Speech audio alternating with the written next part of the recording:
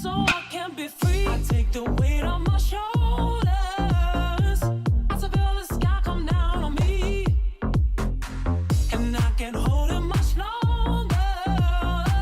Gotta let go so I can be free. Yeah, yeah. Oh, yeah. Yeah, yeah. Oh, yeah. What's up? FT Live, Braun, Kratz, Pierzynski, Ken Rosenthal joining us very soon, and some really cool interviews coming up in hour number 2. Go ahead, AJ. You can name drop. What do you got going on? Nothing. I'm just trying to play golf that you guys won't let me. I don't know what you want me to tell you. Well, tell me about your golf. Who are you golfing with, kid? Can you see that sign? I don't know what that means. It looks pretty cool, though. Hold on, wait. I see it. Are you getting some free golf balls out of it? I don't know what Grove 22 is. You can't add. Drove 23. You didn't move the camera far enough. Who's the most famous number 23 you know? Jordan? Besides Jordan? Oh, Jordan? I wore 23 when I was in Houston. Is this like a leeway into the Astros Rangers talk? Okay. Yes, exactly. There's some semi-famous people here today. Most famous besides Jordan. That's here today? Yeah. Justin Thomas, J.R. Smith. Yeah, that's more famous. Brad Hand. What? The Hand? Brad Hand that won't come on our show, and I wore him out today about it. Who else is here? Dwight Freeney. He's an NFL Hall of Famer. Yeah. I mean, there's some people that Kane Brown, singer. Last thing, are you going to score? Are you going to score well at this tournament? Okay, so tomorrow as I play in the tournament, today I got to play one hole before Scott needed me to do something with David Ortiz. Oh, so I made a 4, and then that was it. And I was like, all right, guys, see you later. I got to go. Oh, that's perfect. As long as it wasn't a par 3, a 4 is perfect. It was not a par 3. It was a par 4. So this name drop experience has been brought to you by. Even after that, he's like, oh, and Scott made me, step aside so that I could catch up with David Ortiz. Life's tough. Well, Kratz was afraid of Big Papi, so I get it. Big Papi is afraid of Kratz because he doesn't know his name. I watched that interview this morning from Fox. Kratz was freaking hilarious, by the way. He was, even at the end of the interview, Kevin Burkhardt was hosting, and he's like, sorry about that, whatever. And Kratz is like, it's cool, Kevin. I didn't play with you, so you don't have to know my name. It was good. It was a good 5 minutes. You watch it, you're like, that guy should do media. He should. Hey, that's why KB's doing the Super Bowl. That's right. Don't get me started. Let's charge the damn mound, shall we? Because we spent many, many hours with the FT fam during last night's game, NLCS Game 2. And many laughs with Jonathan Papelbon, if you want to listen to that watch party. It doesn't even matter. Obviously, you know what happened in the game, whatever. Just the stories that went on for 3 hours are incredible. And we'll put some of those out there on our socials and on YouTube, breakout clips coming up over the next few days. But we did a post-game show on the domination, Kratz, by Philadelphia. This was not close. And it was the homers early, given up by Merrill Kelly. Solo jobs, but no help from the offense. And then the bullpen unraveled in the 6th and the 7th. And you're looking at this team like, how are they not going to make it to the World Series? I know it's only 2-0, it's not 3-0, but this would be one of the bigger upsets in recent memory if the Diamondbacks somehow came back, won enough games in AZ to send it back to Philadelphia and then beat them at their spot. Like, who the hell is seeing that right now? I just don't see where it would happen. Because, there's going to be regression. Nick Castellanos hasn't hit a homer in like 6 at-bats, so he's slumping. Schwarber's hit 3 homers, so there's no way he's going to hit another one, right? Well, they scored 10 runs. Like, the entire lineup is having good at-bats for the Phillies. And the exact opposite is what's happening with the D-backs. They are not getting pitches in their zones to hit. The Phillies have done a great job of executing pitches. And I don't know. Obviously, the pitching matchups are going to be less sexy in the Nola, Merrill Kelly, and Wheeler, Zach Gallen, but it doesn't go in the Diamondbacks' favor. And I would love to see what the numbers are to see if the Diamondbacks come back and win this series right now, because it would be a historic collapse that I don't even know how they would navigate it. Honestly, watching these first 2 games. How would they? It would be historic for me if they even get back to Philadelphia. I'm Fair. serious. I mean, Yeah, no offense fair.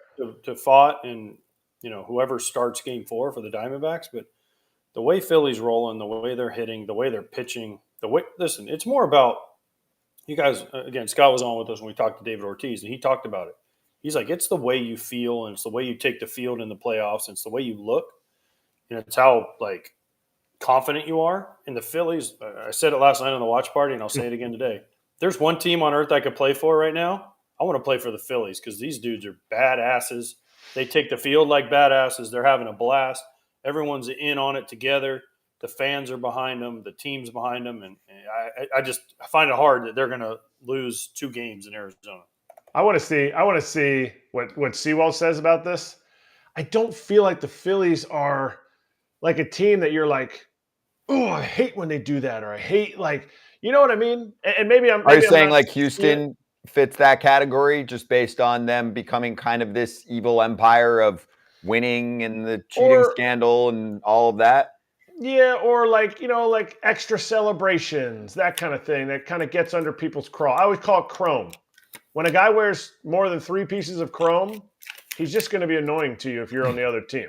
We call that flair. No, I'm kidding. Flair, but no, like shenanigans. But by the way, I did homework for you, Kratz. Minus 900 for the Phillies to take this series, plus 600 for the Diamondbacks. I thought it'd be more. Be honest. Okay. I'm not in comparison with the Rangers up 2-0 in their series. They're minus 450, and the Astros are plus 360 there. So it is quite the difference. People believe in the Astros more. That's why. Of course. We've asked this many times, though, right? Of course. Who do you believe in more, and because of the road, and the Astros have been there. The Astros have done it. That's the thing. So people just believe the Astros can do it, and I don't know if the Astros can do it. I think we're looking at a Rangers Phillies World Series, which will be great because there's mucho star power in that. But at the same time, like the Astros could do it, but I also think it's unlikely that they do it. How does Fox feel about that? I know Fox likes their marquee matchups. Would that be their favorite? Which one? Rangers Phillies. Or would they yes. Have they gotten I would more say yes. Houston pub? No, because they did it last year, I think Houston Philly wouldn't bring as much. And plus people listen, I hate to say this because I like covering the Astros, but people are just kind of tired of the Astros story at this point. I mean, it sucks because they're so good, right? People are just like, no, the Astros again. Like, it's different if it's New York or Boston because of all the stuff that comes with the Yankees and the Red Sox. But for some reason, the Astros, people are like, oh gosh, the Astros again. And I think they're a great team. I think they're very entertaining. They have stars. But the Rangers with Scherzer, with Seager, with Simeon, with some of the young guys they have, I think Fox would be very happy with that.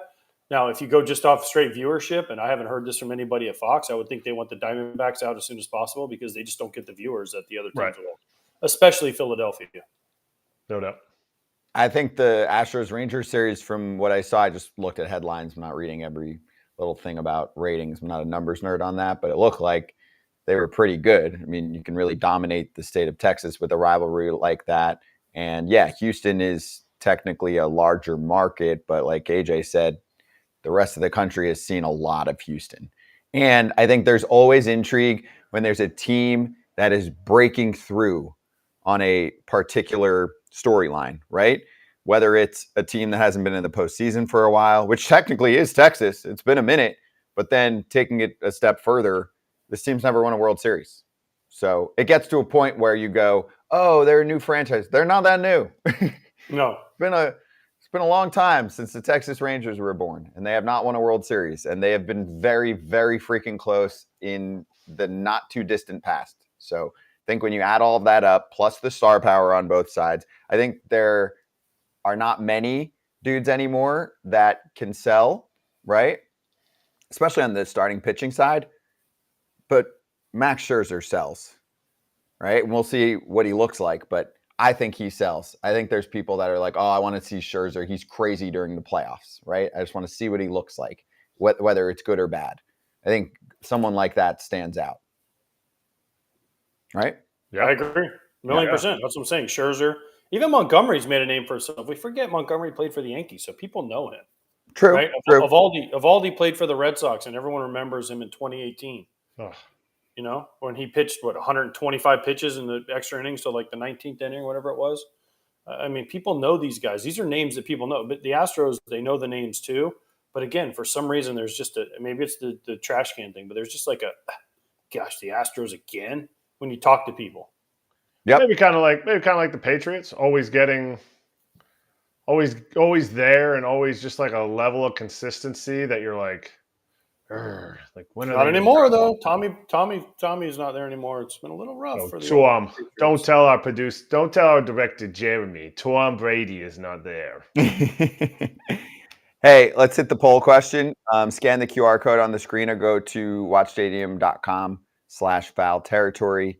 Which of the LCS managers would you want for your team out of the 4? Decide, and we'll talk to Ken Rosenthal next.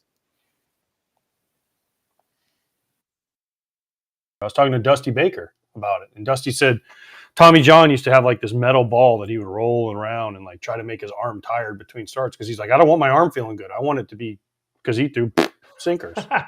So he wanted his arm to be tired. So he had like the steel ball. He said he would just sit in the dugout all day long and just have this ball moving it all the time. Is that why you needed Tommy John? Maybe. That's awesome. I never heard that story. Me neither. So he said, yeah. So he said he was just he wanted his arm to be tired. Like most sinker ballers, that's why you got to get them early because as they settled in, they get a little more tired and the ball starts moving more. They get more of a feel and they get a little bit tired. That's why they always said like sinker ballers don't want to give them extra rest because we want them a little bit worn down. But what do I know? That's crazy. It's like I don't want to be fresh, so maybe a long layoff is not good for everyone. But that's like, to me, that's the difference between what AJ's talking about there is the difference between analytics and the feel of the game. They're both the same thing. If an analytic person heard what you said and be like, what? It's going to be tired?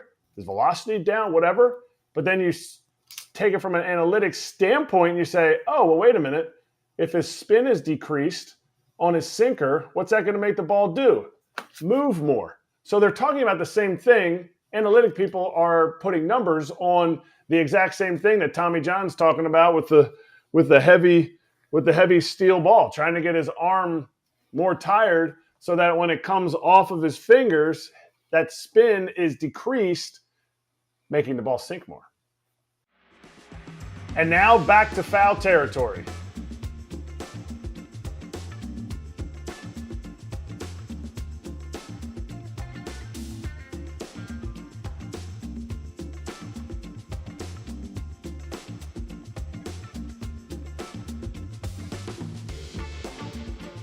A lot to get to with FT Senior Insider Ken Rosenthal covering the series for Fox ALCS Game 3 coming up. So, Ken, what's going on with Max Scherzer? What should we expect from him? Because it sounds like he doesn't even completely know what to expect until he's out there. And I know he's an adrenaline junkie, so it's probably going to be better than he thinks it is.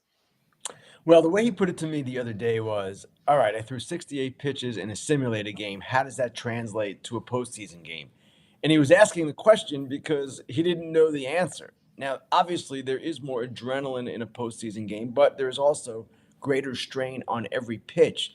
So we really don't know what's going to happen tonight. And another interesting wrinkle here is that if you go back to 2019, Game 7 of the World Series, Scherzer pitched with those neck spasms that he had. He told me that when he did that, his arm was in great shape. It wasn't his arm. So this is different because his arm feels better, but it's not built up. So it's really difficult to know what's going to happen tonight. He's not going 6, okay? But if they get 3 or 4 out of him, they have other length options on their roster, a number of them, from Dane Dunning and Andrew Heaney to Martin Perez and Cody Bradford. John Gray can give you an inning or two. They have guys to go to. It's just a question of how Max pitches effectively and how long he can go. So what about the health status of Yordan Alvarez? And technically, Ken, I kind of feel weird asking this because for performance purposes, doesn't clearly really matter. I mean, I know he didn't play well in game 1, but it sounded like he was basically just as sick, if not sicker, for game 2. And I don't know. I think most teams would take 2 home runs in that scenario. He was at batting practice yesterday for their workout. He looked fine. He didn't look so fine before game 2. So I would expect that he is going to be 100% good to go. And you're right, Scott. It's interesting. We've seen so often in athletics that guys who are less than 100% because of an illness or something like that can perform at a high level. Sometimes people say it sharpens their focus. I don't know if he needs sharpened focus. He's pretty locked in as it is, and he wasn't feeling well, but what he did was amazing. This guy is one of the great postseason performers of our time, and it just keeps getting better. I know you were saying that Jordan was doing really good in your article. He had an awesome season. He's a great player. But the title of your article was "The Astros are fighting till the end." Are you insinuating that the end is near for the Astros in this series? Well, they're down 2-0. I'm not saying that the series is over. Anyone who has followed the Astros over the years knows this team actually thrives in this situation. They love being with their backs against the wall. It suddenly galvanizes them in some fashion. So I don't expect that it's over, and I was not going to say it's over. But when you're down 2-0, yes, you are facing the possibility of going down 3-0. And if you're down 3-0, you're facing the likely end. So I know people get bent out of shape about headlines. I'm not talking about you, Eric. But to me, it seemed like a pretty reasonable headline. I don't write them per se, but I generally do take a look at them. I didn't have any problem with it. And the thing with the Astros is also, we need to recognize this. On the road, they are a different team than at home, and they have not been a good home team. They're below 500 at home for the year, including postseason. The record's 40-45. On the road, 50-31 during the regular season. And in Texas, at Globe Life Field, they are holy terrors. 6-1 with an average of 9 runs per game. Their OPS is like 1,036, which is Shohei Ohtani territory. That's the whole team playing like Shohei Ohtani at Globe Life Field. So I do expect them to be better tonight, and we'll see what Christian Javier has.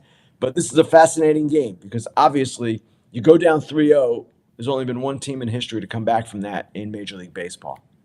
A good call. And I mean, same story. It's do or die in game 3 for the Diamondbacks, essentially. And I don't think anybody is counting them in at this point after seeing those first 2 games. So speaking of headlines, in fair territory, I saw Bryce Harper's name and heard Reggie Jackson, Babe Ruth, probably going to get some blowback from fans. How can you compare Harper to legends of our sport and all that? Harper is becoming, and not an instant legend. He's been around in the league for a while, but I mean, he is like on path, if they win a World Series, to be on that Mount Rushmore, or a top icons in Philadelphia sports figure history.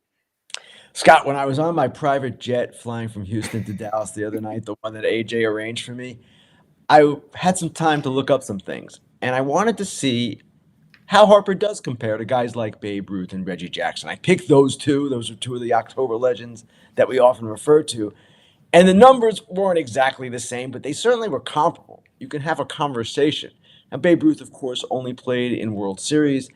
Reggie played in a lot more postseason games than either of those 2 guys. But if I'm not mistaken, Bryce has 15 home runs in the postseason. Reggie had 18 and Babe had 15.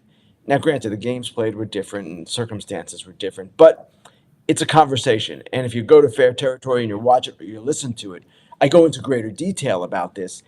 And the point I was trying to make is not that Bryce Harper is Reggie Jackson in October or Babe Ruth in October, but he is doing things that make you think, wow, how does he compare? And when you do the comparison, it's not as far off as you might think. Ken, first of all, you came on here the other day and said, "Oh, I'm going to post my little picture of me on the bus." I haven't seen a picture of you on the bus. Oh, you're right. I little didn't fella. do that. Yeah, I didn't do that. AJ, the bus was not a well-received hit. I'll just put it that way. Oh, so you don't like that? We always knew you didn't like bus rides. No, it wasn't.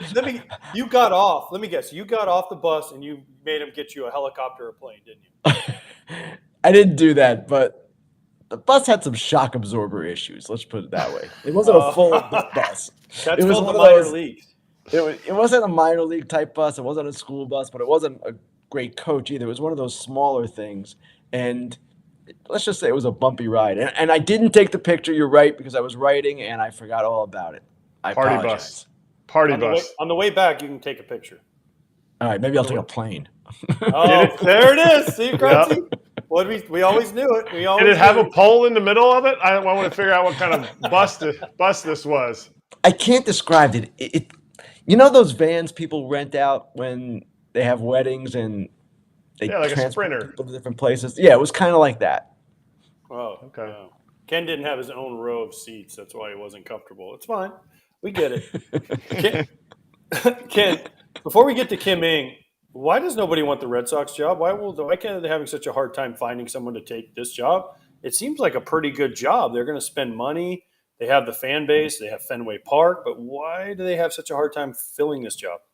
AJ, I wouldn't say that nobody wants it. Different people have different circumstances, and in the case of James Click and John Daniels, apparently they did not want to go and interview for family reasons. They just did not want to relocate, whatever the case might be. So, yes, it's an attractive job in many ways. However, every executive out there is aware that the Red Sox run through GMs like nothing else. They've had 3 in the last, I think, 12 years or 14 years, and 2 of them won World Series. And yet they were gone pretty soon after that. The other one was Chaim Bloom. He went to the ALCS in 2021, didn't last 2 years after that. So that's one thing. The other thing is, you take the Red Sox job, you're inheriting a manager, Alex Cora, who clearly has power in the organization, who has actually spoken of having aspirations of becoming a GM, though not at this particular time. That's one thing. You're also inheriting some people in the front office who have been there quite a while. High-level people, assistant GMs, all well thought of, but they're not your own if you're coming in as the new president of baseball operations. And I'm not saying it was a problem for Chaim Bloom, but when you take one of these jobs, you want some control over who you have on your staff. And with the Red Sox, you're kind of having to accept a number of different people.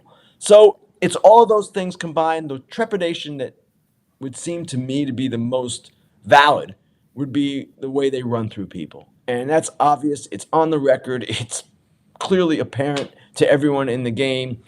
That ownership is fickle. They are reactionary to what's going on with the public. If the fans get uneasy, the ownership reacts, and it's not necessarily a healthy place for a president of baseball operations to be in. I have a lot of thoughts here, and it turns into questions. So one, I'm thinking actually about recent past with the Mets. The Mets were having trouble initially figuring out their front office situation, and it ended up turning into Billy Epler, which now I think they've got their guy that they had their eye on for a long time. So I'm thinking that if the Red Sox want someone that's already got experience in the pedigree, they're probably going to have to overpay, because you have to assume you might not make it through the contract or something like that, right? Or they're you might not have a job in that position for a couple of years. The main thing I wanted to ask you about that stood out to me, Alex Cora.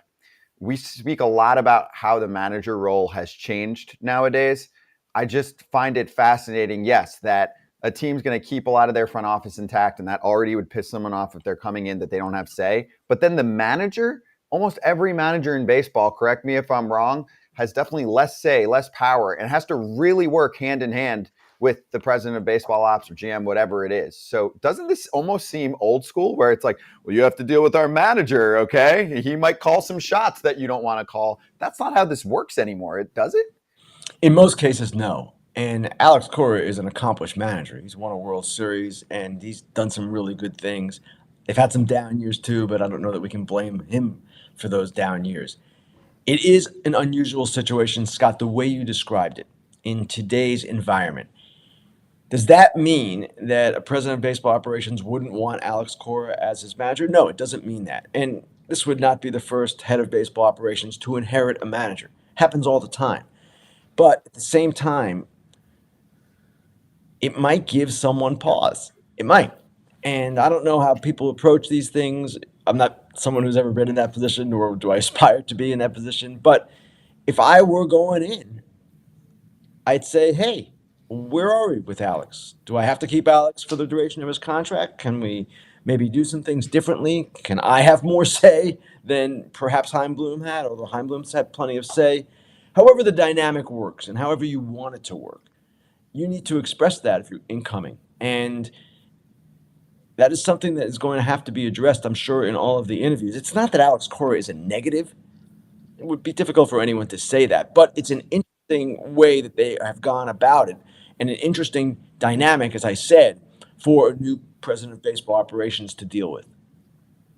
So how do we deal with to me, what would be the most coveted GM now with Kim Ng and the situation that is slowly unfolding day by day down in Miami? Oh, it's not slowly unfolding, Erik. It unfolded real quick. Okay, and flapped very out surprising. there. No, I know what you're saying, though. And Yeah. it's an unusual deal there. And let's just look at this from the ownership perspective. The last two times this team made the playoffs. 2020, after the shortened season, they make the playoffs. President of Baseball Operations, Michael Hill, is gone. 2023, they make the playoffs in a full season for the first time since winning the World Series in 2003. General Manager Kim Ng is gone. I think that tells you all you need to know. Now, clearly she wanted certain things done differently. And as a person in her position, she has that right to express it, particularly when she has had success. She also seemingly wanted an extension rather than the club just picking up her option. Yes, she has that right to ask for that when she has had success. And then when you tell her, Kim, nice job, but we're going to bring in a president of baseball operations over you, so you'll effectively be the number two. I mean, you're hearing all you need to know if you're Kim Ng. So this speaks to the Marlins. It speaks to their ownership. It speaks to me, a lack of vision. And also, one other thing I want to point out here. The Marlins didn't mind all the positive press when they hired Kim Ng. Oh, wow, what a progressive organization. How cool is it that the Marlins are hiring the first female general manager in Major League history? Well, that's fine, and they deserved it at the time. But hey, they deserve every bit of backlash they're getting for mistreating this person who is accomplished, who has done good things for the organization, who is well liked in their organization. It wasn't like she was a tyrant and people, oh, we can't stand Kim. No, she was highly respected. I don't know what they're doing. Ken, why? I feel like I know Brittany Giroli wrote the article about Kim Ng and what it means for the game and all that stuff. But I feel like this hasn't been as big of a story as it should be. I think it's gotten kind of almost squashed a little bit. Maybe it's because of the playoffs. Maybe it's because of the time of the year. But other than on this show, I haven't heard a whole lot of people talking about this other than some random tweets here and there, an article in The Athletic by Britt Giroli. But it's been kind of squashed. Is that Major League Baseball doing that? No, Major League Baseball does not control the entire media. They control some of the media. But it just is probably a reflection of the Marlins and their place in the baseball ecosystem, which is not very big. But I agree with you, AJ. This should be getting more attention. And the one thing I'll say about our place, The Athletic, we have the resources, the people to cover everything. And we do cover everything, or at least we try to cover everything. And Britt is one of our best writers, and she felt strongly about this and wrote, one, a great news story on it, and then two, a great column saying, hey, good for Kim Ng, basically. She did what she had to do. She wasn't going to take this BS, for lack of a better term. So I agree with you, AJ. This does need more attention. I will only say that a lot of outlets don't want to get dirty. Put it that way. I don't think they're controlled by MLB necessarily. They're not. But they don't have maybe the resources to do it and maybe the desire to do it. And that's on them. Do we know what the situation is for the Marlins now going forward? Because we just covered how the Red Sox job isn't coveted. Holy shit. Hey, you're going to have limited resources in a market that does not do well in attendance. We don't have a winning track record. Oh, and if you make the playoffs, you're likely gone. We don't like that. Scott, I don't know. And you're right. It's a job that has less appeal in many ways than the Red Sox job. At the same time, it's one of 30. And I know I repeat myself when I say this, which I always say when a bad managerial job comes open or a bad GM job comes open, people will take the job because it's one of 30. It's a chance to make your mark. And in Kim's case, all right, she gets let go or she has a parting of ways, whatever you want to call it. But at the same time, she's an attractive candidate. She's done the job now. People know that she can do it. Not that there was much doubt before. It's a clear track record. Someone will take the job. They'll get someone. Maybe they have someone internal in mind, though I don't know that they do. It will be filled. But again, it comes with a caveat. Just like the Red Sox job, it comes with a caveat. The caveat is no guarantees here. But weren't they bringing somebody in to be her boss essentially after she did a great job? Couldn't that person take her job? Or is that person that they were going to bring in be like that job would be beneath them? Erik, I don't know that they've identified that person yet. Now, their intent Oh, they're was, just saying they would bring somebody. yes, their intent was to bring in a president of baseball operations over her. Now, certainly, if they had that person in place, yeah, you could do it that way. And who knows? Maybe there's somebody they have in mind and it's somebody really attractive. I don't know. But that's not the idea here. The idea was to keep Kim Ng for one more year under a new president of baseball operations. No guarantee beyond 2024. And she just said, no, I'm not doing that. You know, this is more of a point, Ken, but it just speaks to how an organization will just veer towards whatever storyline they want to be out there. There are very few teams that cry poor as much as the Marlins over the last couple decades. And I actually believe some of it. You know, I've been privy to some information behind the scenes on how their books look at times, okay? Not as shiny as some other teams.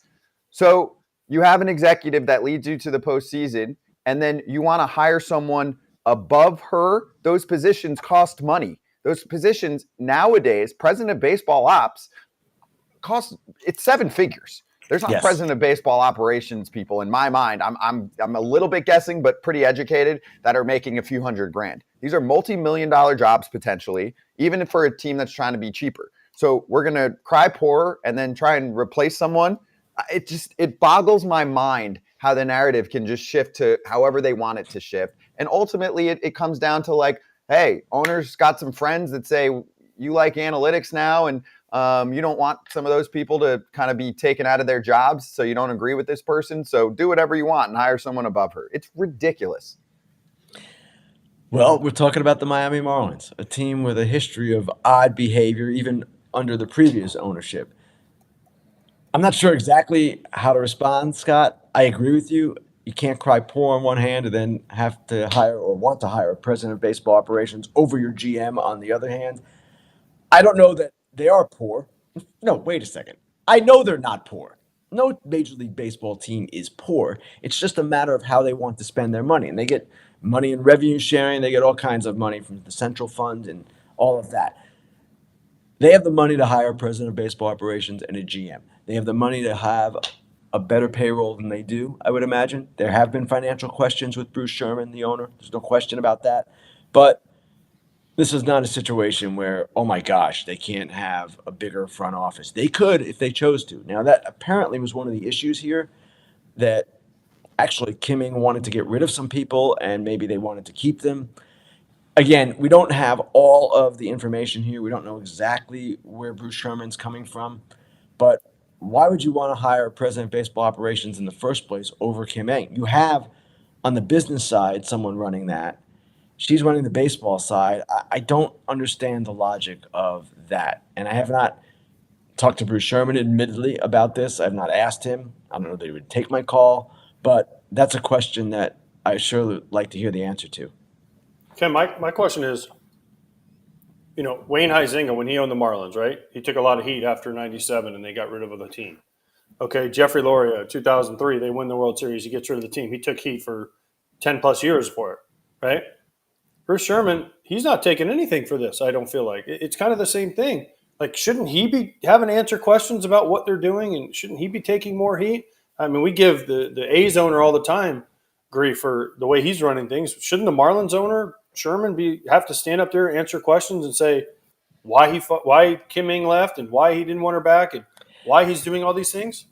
AJ, great point, and it goes back to your previous question. Why isn't this getting more attention? Should it be getting more attention? I believe it should. Now, there are very few owners who get in front of microphones and explain what their thinking is. They release statements. You don't much see them, right? I can think of maybe a few that will speak, but there aren't many. Atanasio with the Brewers occasionally will do something publicly, but for the most part, and I'm sure there are others, for the most part, you don't see these guys. Jim Crane with the Astros is visible. He will speak at times, but it's just not done. And that's the way the teams are run. It's like these guys have their individual fiefdoms and they can do whatever they want, and often they're not held accountable. They're not held accountable by the league either. The league basically takes a laissez-faire approach with the clubs, letting the clubs run themselves as they should. But sometimes you wonder if that's the best thing. If you wonder, like, for instance, with the A's, should the league have stepped in? People have asked that question, and they didn't.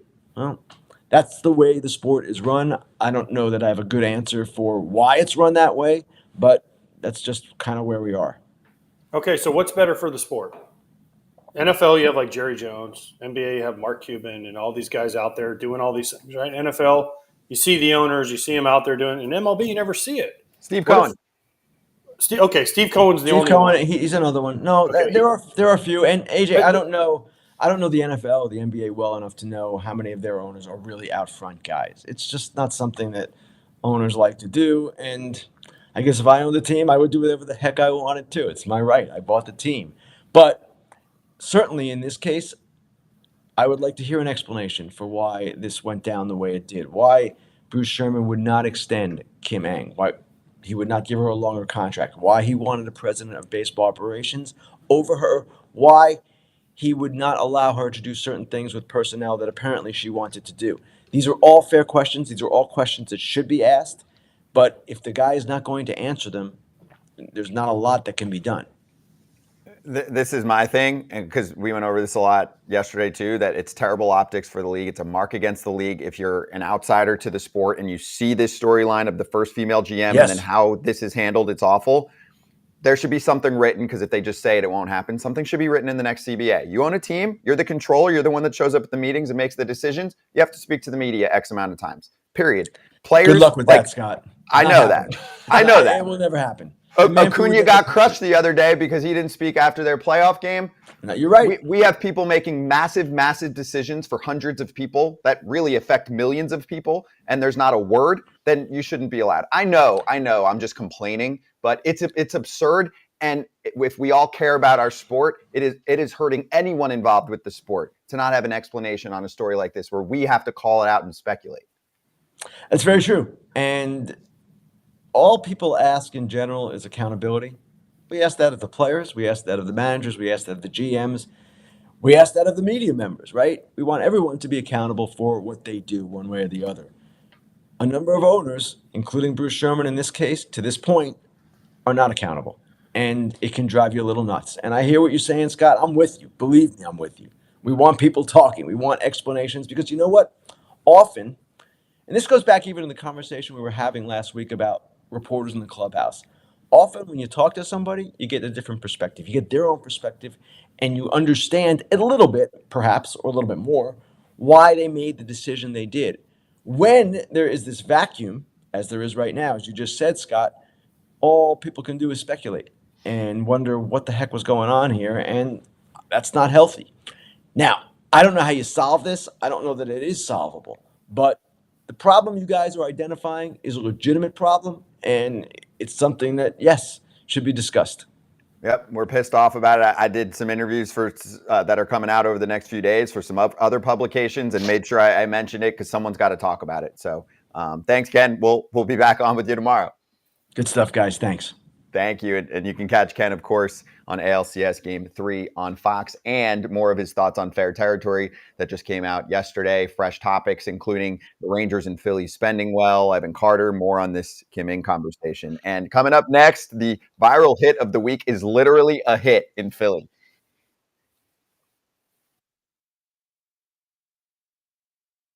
The common denominator is the owner.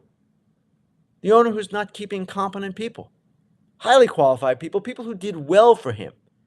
They don't want to stay. Bruce Sherman, You've got a franchise that is challenged. We know that. It's tough to build an audience in the South Florida market. There are a lot of other things to do in that beautiful weather. And the Marlins have had trouble doing a lot of things.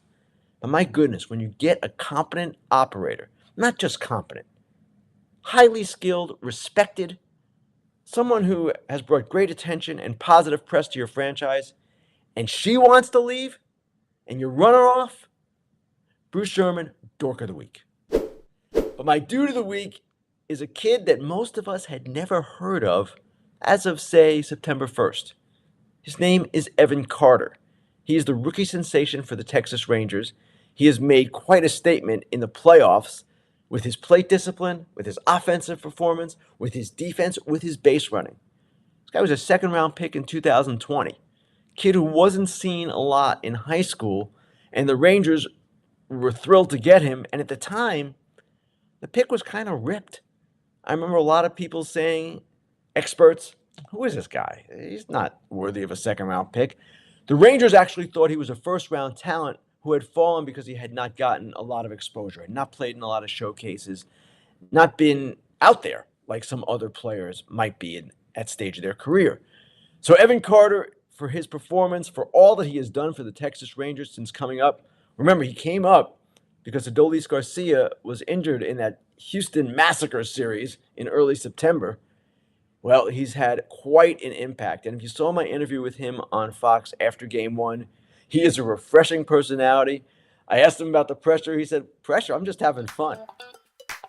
And now, back to foul territory.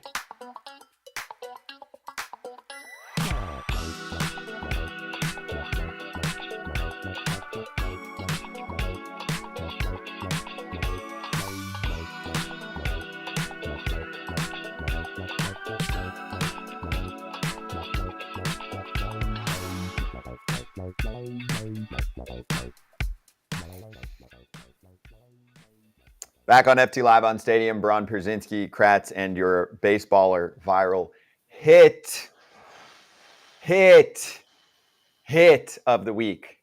So, of course, cue the Eagles fans saying, sign this dude up. So, baseballer posted a fan running on the field in Philadelphia in the outfield. Players were nearby, and the caption is simple. This fan got wrecked. All caps on wrecked. That is how it's done. You know what I thought of right away? The situation in Colorado with Acuna and how that didn't happen. You need Terry Tate, office linebacker. It should say that on the resume when you're applying for a security job. That is how you take someone out. And even if you're like, oh, just innocent fan being stupid. No, everyone's a security threat when they run on the field. They deserve to get smoked. Full stop. Yeah. Mic drop. Yeah, I mean, not kill him, but Killed like, him. I mean, Get him. Don't say sorry. get him. I'm sorry. Kill him is the wrong. I don't mean to kill him, but you know what I'm saying. Sports like, talk. I get it. crush him. Crush him. Yeah, Absolutely. 100%. You're an idiot if you run on the field, and you deserve whatever you get. So don't run on the field. Don't be an idiot, and just take your tackle and go get handcuffed and get a little beat down in the office, and come out a better person. Yes, you got to take him to the back crevices of Citizens Bank and put him in the jail that they used to have in Veterans Stadium. I mean, he hit him so hard that Soto fell. Soto and Alvarado, you see Alvarado laughing in the background, but whack-a-mole, just done. Soto fell over like he thought that was hilarious. But again, that's like they're too close to the players. Somebody needs to be there before they get that close to the players. I don't think the players were afraid. But you know what? We're going to be on here one day when something worse happens. And remember when that's KC, not the what guy, we need. Kratz, you remember when the guy in Chicago jumped and fought the first base coach for Kansas City? Yeah. I mean, that was like the worst one ever. Like, remember he jumped on the field and then Didn't he have a knife or something?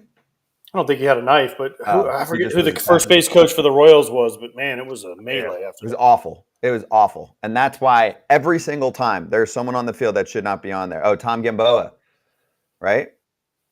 Yes, that's who it was. Gamboa. Oh, Great guy, wow. too, by the way. Great guy. He ended up later on, because I did Brooklyn Cyclones games back in the day for SNY, and he was the manager there for a minute or two. But anyway, that is what should be done, and that is what should be shown. I know. I mean, the one other thing I thought about on this is I know you don't want to put them on TV. I guess, there's smarter people behind the scenes that are like, if you publicize this, if you televise this, and back in the day there was no social, then there will be copycats. Now, I don't think anyone even cares that much because usually it's someone usually it looks like a freaking college kid that's running on the field. I don't even think they care about the TV part. I think they care about the social media part. I've seen people running on the field and they're holding their phone like doing selfies. It's ridiculous, right? And yes, it is a criminal act. You are going to jail, or you are at least going to the station, and there's a problem there, and you should be punished for what you're doing. But I don't think the TV part is, holding people back anymore because it still goes viral. It does, but you got to see, like, fans need to see this. Like, yes, dude, do not go on AJ, do not run on the field. Like, did you see that dude in Philly get decapitated? Do not run on the field. AJ will be like, there's no security in Chicago. I'll run on the field there. Maybe make a catch. Maybe. Yeah. What was it? Eric Burns that grabbed the guy. Remember the guy in Oakland? I think he tried to jump over the fence, and Eric Burns grabbed him off the fence and pulled him down for security. They did that Pap did that. True story. We just had Pap on yesterday. Pap did that in Philly. A dude was running through the field, and he was trying to climb up, that short fence there in front of the Phillies bullpen. He was trying to climb up over that. Dude, Pap just came full forearm shiver, knocked him right back over the other side of the fence.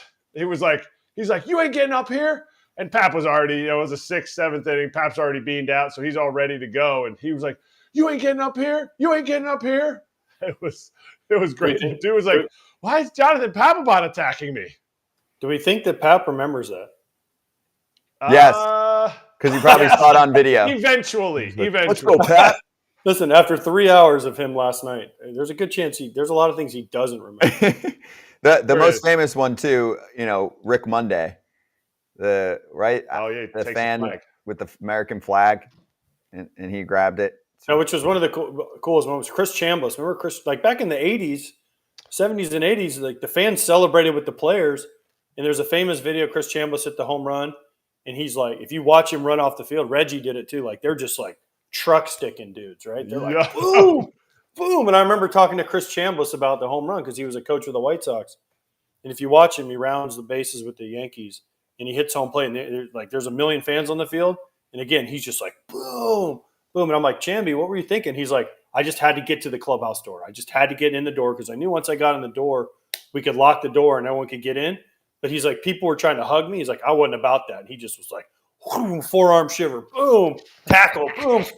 It was great. Those were the days, man, just crushing dudes. I know this is an unpopular take, but I think there will be a point where college sports gets rid of all of that because it just seems dangerous, right? You're storming the field in football. What do you mean how?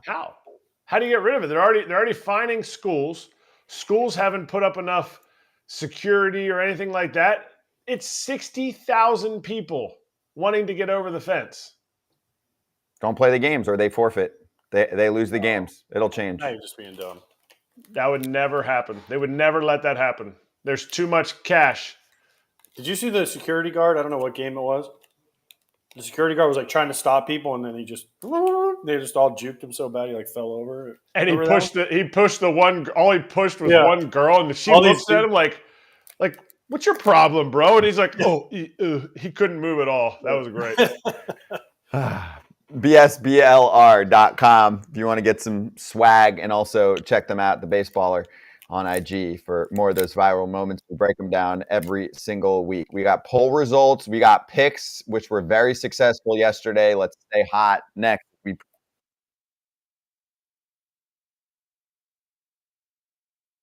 You're feeling going into a season where you're on the Rays the last year of your contract.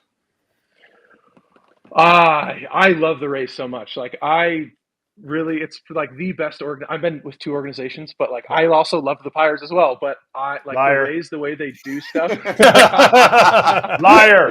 This is a player's show. You do not lie. I do. There's a lot of things the Pirates did that I really appreciate.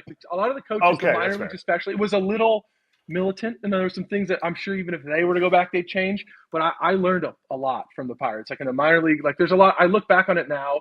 and it's like a lot of fond memories, you know. And I think like in the moment it was like, this fucking kind of sucks, but it was like an overall positive.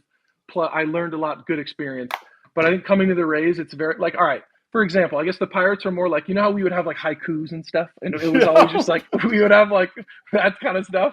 The Rays are like win, like everything we're doing. There's no fluff. There's like all of this stuff we're doing. We have this huge R&D team, all the data stuff, whether you agree with it or not. Like we are here to win. When you talk to Cash, when you talk to Erik, there's no like any sort of like phone. It's just like we are here to win, and we're going to do whatever we can to win, while also emphasizing like we need good people in the clubhouse.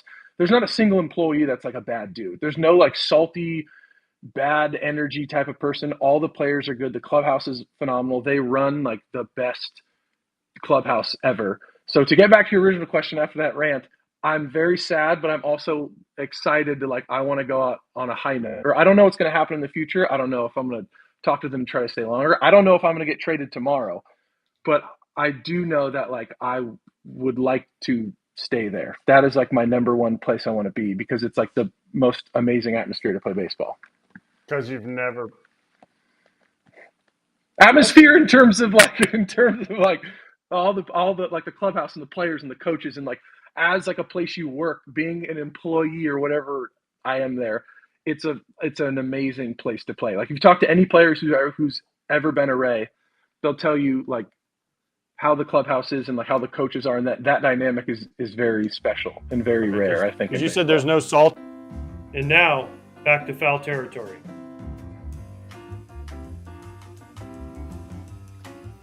All right, first off, to close up the poll, it's been really close. This one is maybe the closest I've seen all year. There are different points where each manager is winning. Which of the LCS managers would you want for your team? Baker, Bochy, Labello, Thompson. You guys want to just throw a name out quick? Bochy's won it. Right. So is Dusty. So is Dusty. More times. So Bochy. Okay, cool. Okay. Bochy. Listen, I think I've played for one of those guys, and I've been around three of the other ones. I love talking to Dusty. I love talking to Boch. I love talking to Thompson, and I've never done an interview with Torey Lavello, so I'll take those three. So you picked three. He's going to take all of them. Fine, I'll take the other one. The thing is, these are good skippers, and they're all good. unique. They're all great. But I just love Dusty. I for me personally, I love Dusty and Bochy when I go in and talk to them, because they are just so open and so fun to talk. You know, Boch sits back in his chair and he's got his feet up on his desk like this, and he's like, "Oh, what are we going to talk about today?" And then he's got that gruff, that grrr voice. He's like, pitching, I don't know, game's changed. Then you got Dusty, who's got the music going. He's like, Alexa, pause the music. And he's got like the slow R&B jams going. And you walk in, and he's got the gloves on. He's like, what do you want to talk about? And he'll hand you like it's great. He'll hand you like his info cards. He's like, here, you want to see? Here you go. Here's the info. Obviously we're never going to talk about it, but he's like, here, you want to see why I'm doing this? Here, boom. Here's the game plan. Here's what I look like. And you're like, That's awesome. That is cool. All right, let's tell everyone what our game plan is for tonight, because it was very successful last night. Your Bet MGM Locks. For Tuesday, dubs everywhere, okay? I went with the FT Heater, which was on the BetMGM app. It was boosted to plus 250. Phillies won. Trey Turner hit those total bases that we needed right away with a home run. Trey Turner got his walk later on that Kratz called for. And, yes, even AJ's call at plus 200 for Moreno, Turner, and Harper to record at least a knock. I mean, it was there on total bases for Turner and Harper, but a knock for all those guys. Worked. Successful. So let's stay hot. What do we got? One game to choose from. ALCS Game 3. This one, in my mind, in this series, Kratz, is a little bit more difficult than Philadelphia. So you start us off. Well, because I woke up early this morning to make applesauce, I got Yordan Alvarez at plus 110 for a walk. Now it's at minus 120. And don't ask me about making applesauce, okay? I know we do out of context each week. Out of context each week. AJ and me both went like this at the same time. Like, what? Made applesauce. Mott's at Mott's, isn't it? Mott's makes applesauce. Yeah, a lot of places do. Not like homemade applesauce. Continue. Next. You make the green. What's the green one that? That they have on the bench? I don't know what those are. The applesauce pouches. Yeah. Scott's not allowed to have applesauce. What do you got? Hold on, I got to look mine up again. Oh, then do you want me to do mine first? No, I got it now. I got Okay. it. So I'm going heavy Rangers. I hope the Rangers do well tonight. Scherzer 3 Ks, Seager, Simeon, and Garcia 1 hit each, and that gets me to plus 210. Nice. I'm going. I thought long and hard over it, man. I really sweated over that one. Well, just because you're feeling yourself right now, you just think you can pick who's going to get knocks. But I'm going minus 120. I'm not doing a plus bet. I'm doing a same game parlay. I've got 3 strikeouts or more for Scherzer, 3+ Ks for Javier, and over 5.5 total runs in the game. I think we'll see some scoring. I tried to buy down the strikeouts on each side. I think Scherzer will go at least a few innings. I think he'll be pumped up too. And I think Javier, you got to ride him for a bit. And he's a swing and miss guy, especially in the playoffs. So there you go. $1,500 is that first bet offer if you're new to the party at the BetMGM Sportsbook app on iOS, Android, or at BetMGM.com. You sign up and deposit at least $10 into your new account. Place your first wager and receive up to $1,500 back in bonus bets if the bet loses. And if that happens, your bonus bets will be available once your initial wager is settled. Gambling problem or concern, call 1-800-GAMBLER. Okay, we are announcing a giveaway because it's been a minute since we had one. So let's do another.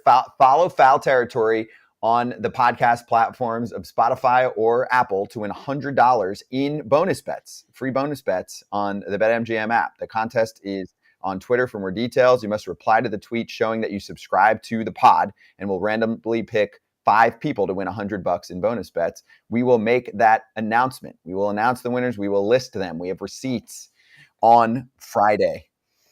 Hour number 2 of FT Live is going to be insane. We have Big Papi joining us for a nice long chit chat with AJ and me. And then Paul Sewald is also going to swing by, which is awesome. We said this last night. The closer of the Diamondbacks, a team that is dejected right now, down 2-0, joining us for a show in the playoffs. That is what it's all about. Respect. We'll talk to him about what's going on. We'll see you on the FT YouTube channel.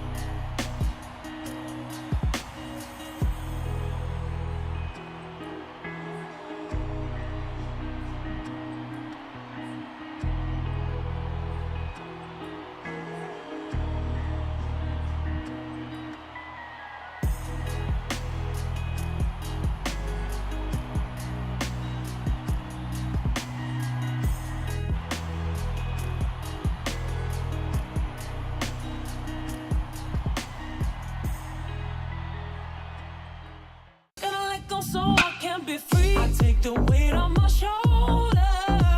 I feel the sky come down on me, and I can't hold it much longer. Gotta let go so I can be free. Yeah, yeah. Oh, yeah. Yeah, yeah. Oh, yeah. Yeah, yeah. Oh,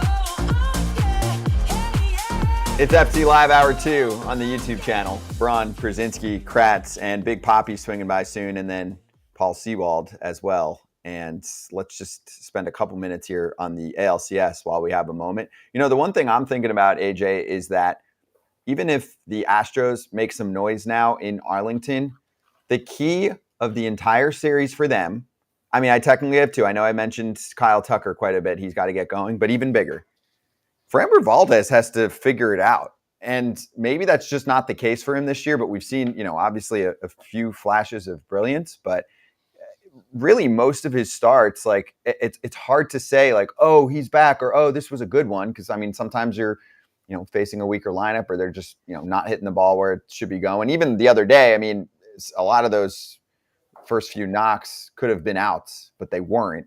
And in my mind, I mean, he's going to have to pitch again in this series and be much better than what we saw. He wasn't fooling anyone. So I'm already thinking ahead that if the Astros are going to actually take this series, sure, they can make some noise and come back. But if they're going to take this series, I think Framber Valdez is going to have to pitch well in that game. I mean, yeah, sure, technically they could lose his game and then win all of the rest. But I don't know. I'm worried about him. That's who I'm fading too when I've watched him in the playoffs right now. Well, not only him, but do we trust the Astros if they win 2 games and go back to Houston with Valdez pitching Game 6? You're saying because it's home? Yeah, because they're 40 and 44 at home this year. The home road thing blows my mind. I mean, I know that ballparks are different, batter's eye is different, but like, did you guys feel like did you guys ever have really big years of home road splits where you're like, damn, my numbers are twice as good at home versus on the road, or vice versa? Because that becomes a thing. You had and I think in 2005 our home road splits were crazy good for on the road, which we were like, this is weird and it doesn't make any sense. We won everything on the road. We won the World Series on the road. We won both LCS and division series on the road. We clinched the division on the road. Our home road numbers, we were good at home, but we were better on the road. And people were like, why are you better on the road? And we were all like, well, because we just hang out more on the road than we do at home, and we just have a better vibe. But you can't really explain home road at Kratzy. I think you're kind of like it. Normally you always play better at home because it's just more comfort when you get home. But the Astros this year are such a good team. You just wouldn't think they'd be this bad at home, especially a place they've just owned over the years. Yeah, because, the whole batter's eye thing, who knows if that's really a thing. But ultimately it comes down, you said Valdez, I think Christian Javier, because he has an opportunity. This is going to go to Game 7. This is not – if the Astros have a chance. The Astros aren't going to win the next 4, in my opinion. So this comes down to Christian Javier. What does he show tonight? Is he the dominant? If he is the dominant postseason strikeout pitcher that he is, because clearly they need strikeouts because you can't get by without with letting the Rangers put the ball in play. You saw what happened with Framber, but you need those punch outs, and he's going to come back and throw Game 7. To the point, do you even throw him for 3 innings in Game 6, or there may not be a Game 7 if Framber's not who Framber needs to be. That's true. That's a good point. And they do have youngsters too. I mean, I know, we didn't see the same, Hunter Brown and JP France towards the finish line, but they are there. I mean, no. I think I'm not saying to start, but those dudes can go multiple innings as a backup option. I think, did France pitch the other day in one of those games? Or was that last series? He pitched. He didn't pitch in the DS. I know that. Then it was in this series, right? He just pitched in this series. He pitched in this series towards the end of the game. But my thing is, if you're sitting there going, oh, man, well, Hunter Brown or JP France, nothing against those guys. I really like Hunter Brown. I think what he did this year, I felt like he really started figuring out how to strike guys out early. He was having success, but wasn't striking a lot of guys out. And then he started striking more guys out. And then he hit a period where he's a little tired. He seemed like he was tired from watching from afar. And I just don't think you can say, wow, we got this game. We're going to go right to Hunter Brown and JP France, and we're going to get through 4 innings. I'm not saying they can't pitch, but I'm saying it's a different animal than, and this is why we talked about it. All the innings your starters can give you help you get to those big time high leverage guys in the end of your bullpen. And you guys say, though, the high leverage in the Astros bullpen is deeper than the Rangers high leverage. Yes or no? Totally. Yeah. Yes. But the Rangers high leverage hitters right now are way deeper than the Astros high leverage hitters.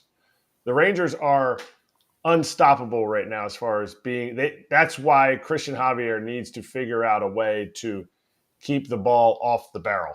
And the only way he does that, it's not weak contact. It's normally swings and misses up at the top of the zone. And if he can keep that curveball outer half, just watch all arm side. If that curveball starts leaking to the middle in to those lefties or away to those righties, it's going to be bad news bears. Mm-hmm. I mean, the offense was great during the regular season. Sure, some people are like, oh, it's inconsistent. I'm like, they led the American League in runs scored. Yeah, they bashed a lot of people. But listen, here's the thing: Dusty Baker doesn't want to use JP France. He wants Javier Urquidy. Hunter Brown is an early weapon for him because he has no lefties. And when you talk to him about Hunter Brown, he knows he can get righties and lefties out. So he uses him in that role as give me 3 outs, give me an inning, give me 4 outs at some point, like if he needs to in the 6th inning. So the fact that we're talking about Hunter Brown and JP France, if they have to pitch too much in this series, the Astros are going home. It's irrelevant. If Javier Urquidy and Verlander the next 3 games can't win 2 of them and give them deep outings, meaning going into at least the 6th, if not the 7th inning, the Astros are going home before they get back to Houston. Agreed. And this Rangers lineup, while I don't know why we keep there's so many storylines that we keep like saying, well, is this the Rangers lineup or is the other one? This is the Rangers lineup probably 3/4 of the season, where they just bludgeon teams. And on the same hand, we keep betting against the Astros. And that's kind of what I meant by that question to Ken earlier. Everybody keeps betting against the Astros. Tonight, I like plus 120 money for the Astros to win. I don't know why. Maybe I'm stupid by saying it, but I really like seeing what they're doing. And I think the whole Globe Life thing is a real thing because there is a ton of runs and they were not getting fooled by anything in the videos that I watched them hitting in Globe Life. Well, we said this when they were struggling, and AJ is the one that can speak to it the most because he was boots on the ground multiple times during that situation, and we all know it was just really simple. It was AJ's fault, and they just needed him to stop calling Rangers games, and once that happened, everything was fine. Clearly you were pissing them off. No, but seriously, I mean, they won one game I did this year, asshole. It was funny is the game they won against the Twins. They were all like, "Hey, when are you back?" Because we haven't won. They had lost a bunch of games. They were like, "We need you back. We need you back." And then they lost the next game. And like, okay, you can leave again. Get out of here. Again, which one is it? Do you want me or do you don't want me? It wasn't you. But I mean, Adolis was hurt, and also, I mean, Seager missed time, towards the beginning of the year, but I don't think anybody anticipated this from Evan Carter. It's really hard to predict how rookies are going to look, right? Is there anything tougher in terms of forecasting than predicting how a rookie is going to fare in the bigs? In my mind, that is one of the toughest things to predict. Not long-term, instantly, right? Instant failure for Mike Trout when he first came up. Instant failure for Aaron Judge when he first came up. And they end up being the faces of the sport, like franchise players, right? Jordan Lawler came up for the Diamondbacks. And like, oh, maybe he's going to be good. It wasn't there yet, right? And small sample size, but who knows? Like Jordan Lawler could have been Evan Carter when he comes up. But Evan Carter comes up and he's a force in the postseason. Like you can't really predict that. And the dude is playing like, I don't know, a 5-6 win player or something like that. Like he's playing like an all-star plus player for a team that did not expect that. You can't tell me you expected that. They were like, oh, we got dudes hurt. We need a boost. Let's call up Carter, right? How do you expect that? But what's the level of success? According to Scott Braun, success was Ellie De La Cruz, what he did. Now look at the end of the season. Was it still successful? So I would need more like context. Do you say, is somebody going to come up and have a hot month? To me, I'm choosing a guy that is like Evan Carter, that controls the strike zone as much as, you're going to hear full count Carter every single time he gets the full count. That's a real thing. Like the guy has almost plus walks to strikeouts in his career, and he's 21 years old in the minor leagues. Those are things that they translate so well. Not in the lower level minor leagues. Guys that just walk in the lower level minor leagues, you need some damage because those guys are just waiting them out because there's a lot of guys that can't throw 3 strikes before they throw 4 balls. And I think it's something that he's shown that with his ability to take walks, he also has relentless, ridiculous speed. And I would love to see him out there every day, not just against righties, but that's what Bochy's kind of doing because they have sexy Grossman. So you're saying the biggest impact in your mind when you're evaluating how quickly a rookie can contribute is plate discipline? Obviously, for a he has to position have player? other skills. I understand, but I'm saying, but is that like the the- separator there where you're like, you're looking at a player and saying, hey, this dude still has a lot of work to do with strike zone awareness, and that makes him a lot more volatile in terms of like a stock and how he'll do right away? If he has a ton of strikeouts out of the zone, if you're not walking, but you're making a ton of contact, that's completely different. I think that's the other end of the spectrum for me of guys that come up and have success, because big league pitchers in general throw strikes, and guys that hit the ball really well in the sense that they have good hand-eye coordination, bat to ball skills, they have success also. So it's not just guys who control the zone, but those are precursors. So it's, if a guy strikes out, let's say a guy strikes out 100 times and walks 20 times. To me, that's too many strikeouts in the minor leagues. It's only going to go up in the big leagues, and there's going to be less chance of success because you're not going to get those dudes that are throwing 90 to 92 3 of the 5 games of a series. So, I mean, I thought of another dude for a recent example, Edouard Julien of the Twins. Right? Controls the zone, comes up. This is his rookie year. I think age can factor in sometimes too. Like, Julian's 24 years old. Like, you're a man at that point. You're not, 20. Although we've seen instant success sometimes from, I guess, like Soto, right? Coming up right away and contributing, which is another good example. Controlling the zone. So, because, I mean, Julien this year in about a half a season's ABs, a little more. 408 plate appearances, just so many walks. It makes the ABs look small, but played in 109 games. 381 on base percentage. 263 batting average. Okay. So, and it could be a guy that doesn't have the highest ceiling on the planet, but the floor is higher in terms of what he's going to look like right away. It's the antithesis of AJ and I. It's the opposite. We didn't walk. AJ got a lot of hits. AJ had a lot of hand-eye coordination, but we didn't walk. Put the ball in play. AJ, you didn't walk. Why are you I didn't walk at all. Funny? Why are you looking at him like he made applesauce this morning? Exactly. Well, because he did.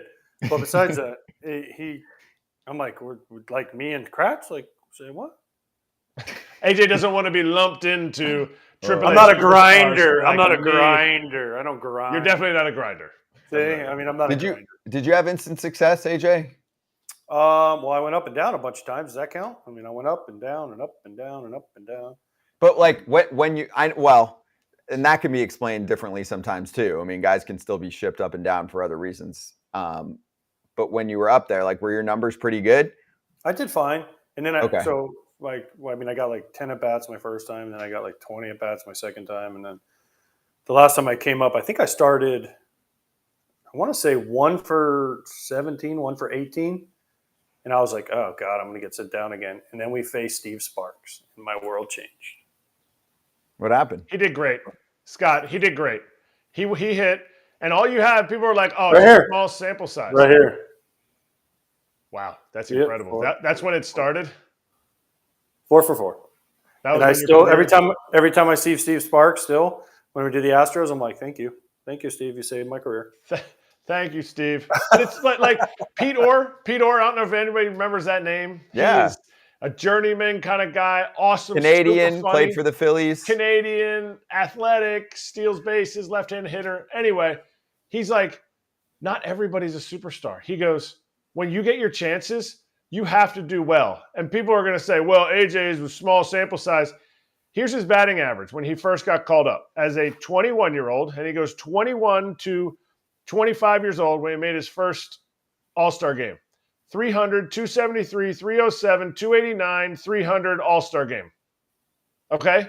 He's established by then. They win a World Series 3 years after that. He goes 312, 272, 257 was his worst year in his first 6 years there.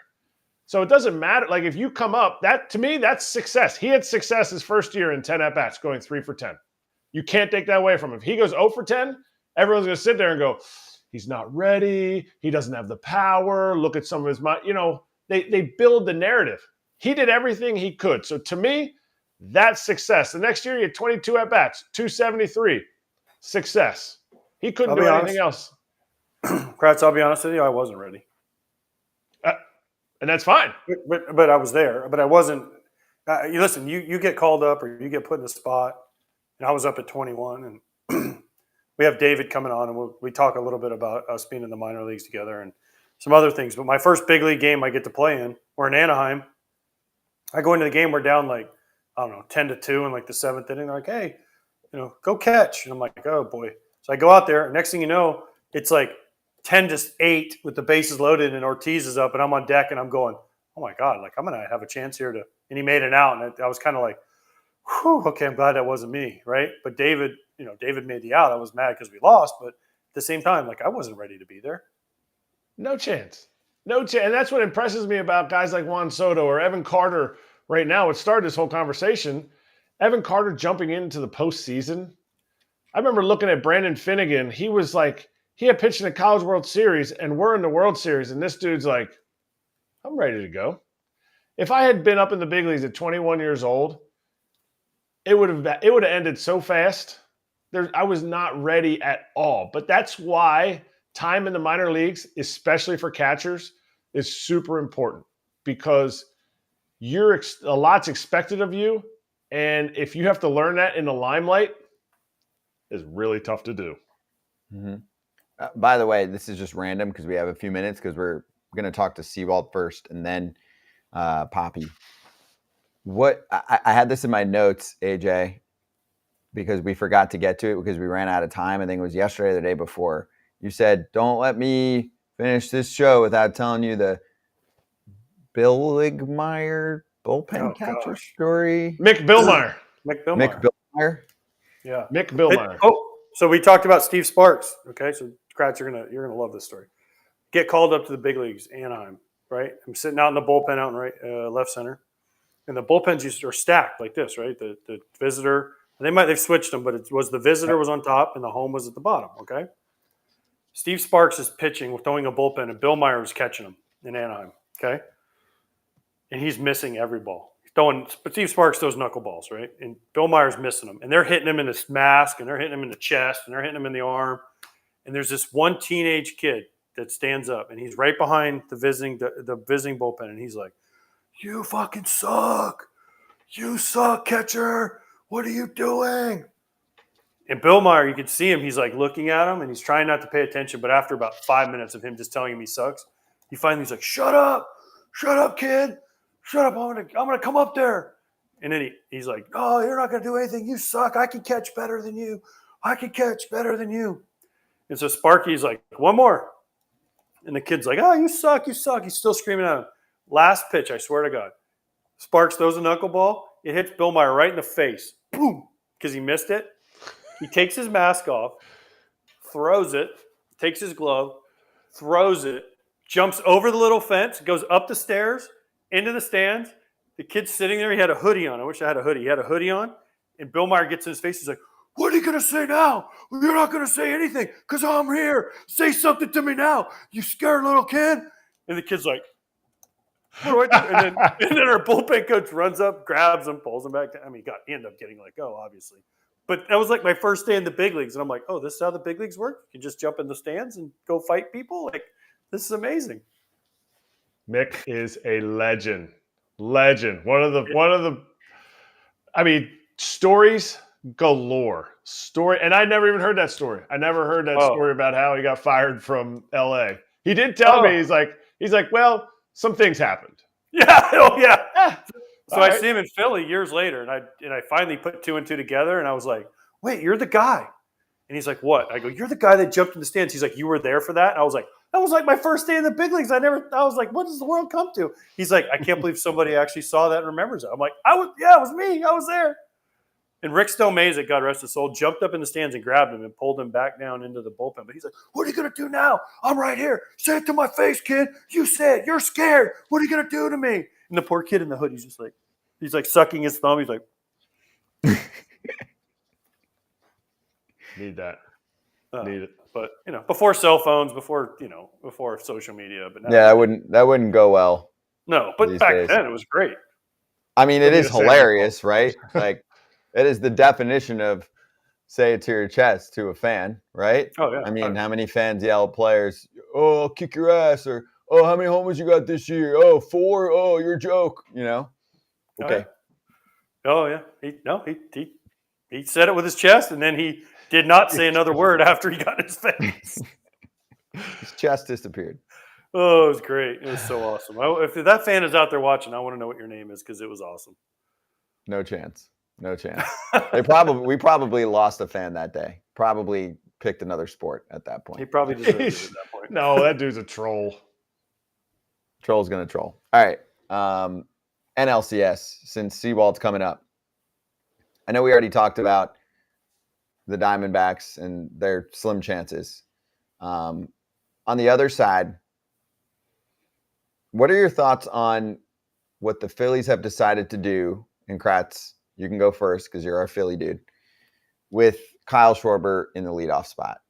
Because we will definitely get after front offices and conventional wisdom, quote, conventional wisdom in the game nowadays for things that they do that go, against the grain, but actually become normal these days, like pulling pitchers early and, overusing analytics, if you want to say that at times, right? And I don't want to get off my lawn show, and I think we tiptoe the line there of both sides. But I will say, tip my fake cap to the Phillies for not putting Trey Turner in the leadoff spot when Trey is certainly capable of starting the game off with a dinger. And if he gets on base, he's an absolute pain in the ass. But they still opt to have Kyle Schwarber in that spot. And are you shaking your head, AJ? Or you're just saying, yeah, you're shaking your head? No, I'm saying what you're saying is right. What? That they made the right move or they didn't? Yeah, hell yeah. Right. So how many people would disagree with that if they don't see the results yet? Because right now in the playoffs, I'm like, whatever you're doing clearly is working and it's better than what everyone else is putting together. But Trey Turner is kind of a dream leadoff hitter, and he's not hitting leadoff. Why is he a dream leadoff hitter? What, like, in what, like? Easy. What? Easy. Easy? He gets on base. Okay. He's fast as hell. Okay. And you guys tell me if some pitchers get bothered by a dude that's going to end up behind them. Okay. And he has pop in his bat too. Okay. So what's not to I like? agree with. But why is that a leadoff hitter? Why? Because one time a game, he's going to be the leadoff batter. Correct. And you know what's important? Getting an early lead. You know what's important? Giving ABs to your best bats, right? Okay. And it's the only inning you can guarantee who's going to start it, right? And who's not going to clog bases. And I'm not saying Schwarber's slow because that's part of the conversation here too. But fastest dude on your team going first, if he also has the other tools that you're looking for, which is on base and pop, isn't that what you want? Yeah, but you just said get an early lead. Who for the Phillies got an early lead by himself every single successful at bat? Schwarber. Schwarber. Who's the MVP of the series? Schwarber. I'm not going against this, by the way. MVP. I'm just saying. I know. It's something little that's important to think about because now it's just accepted, but I don't think it was initially.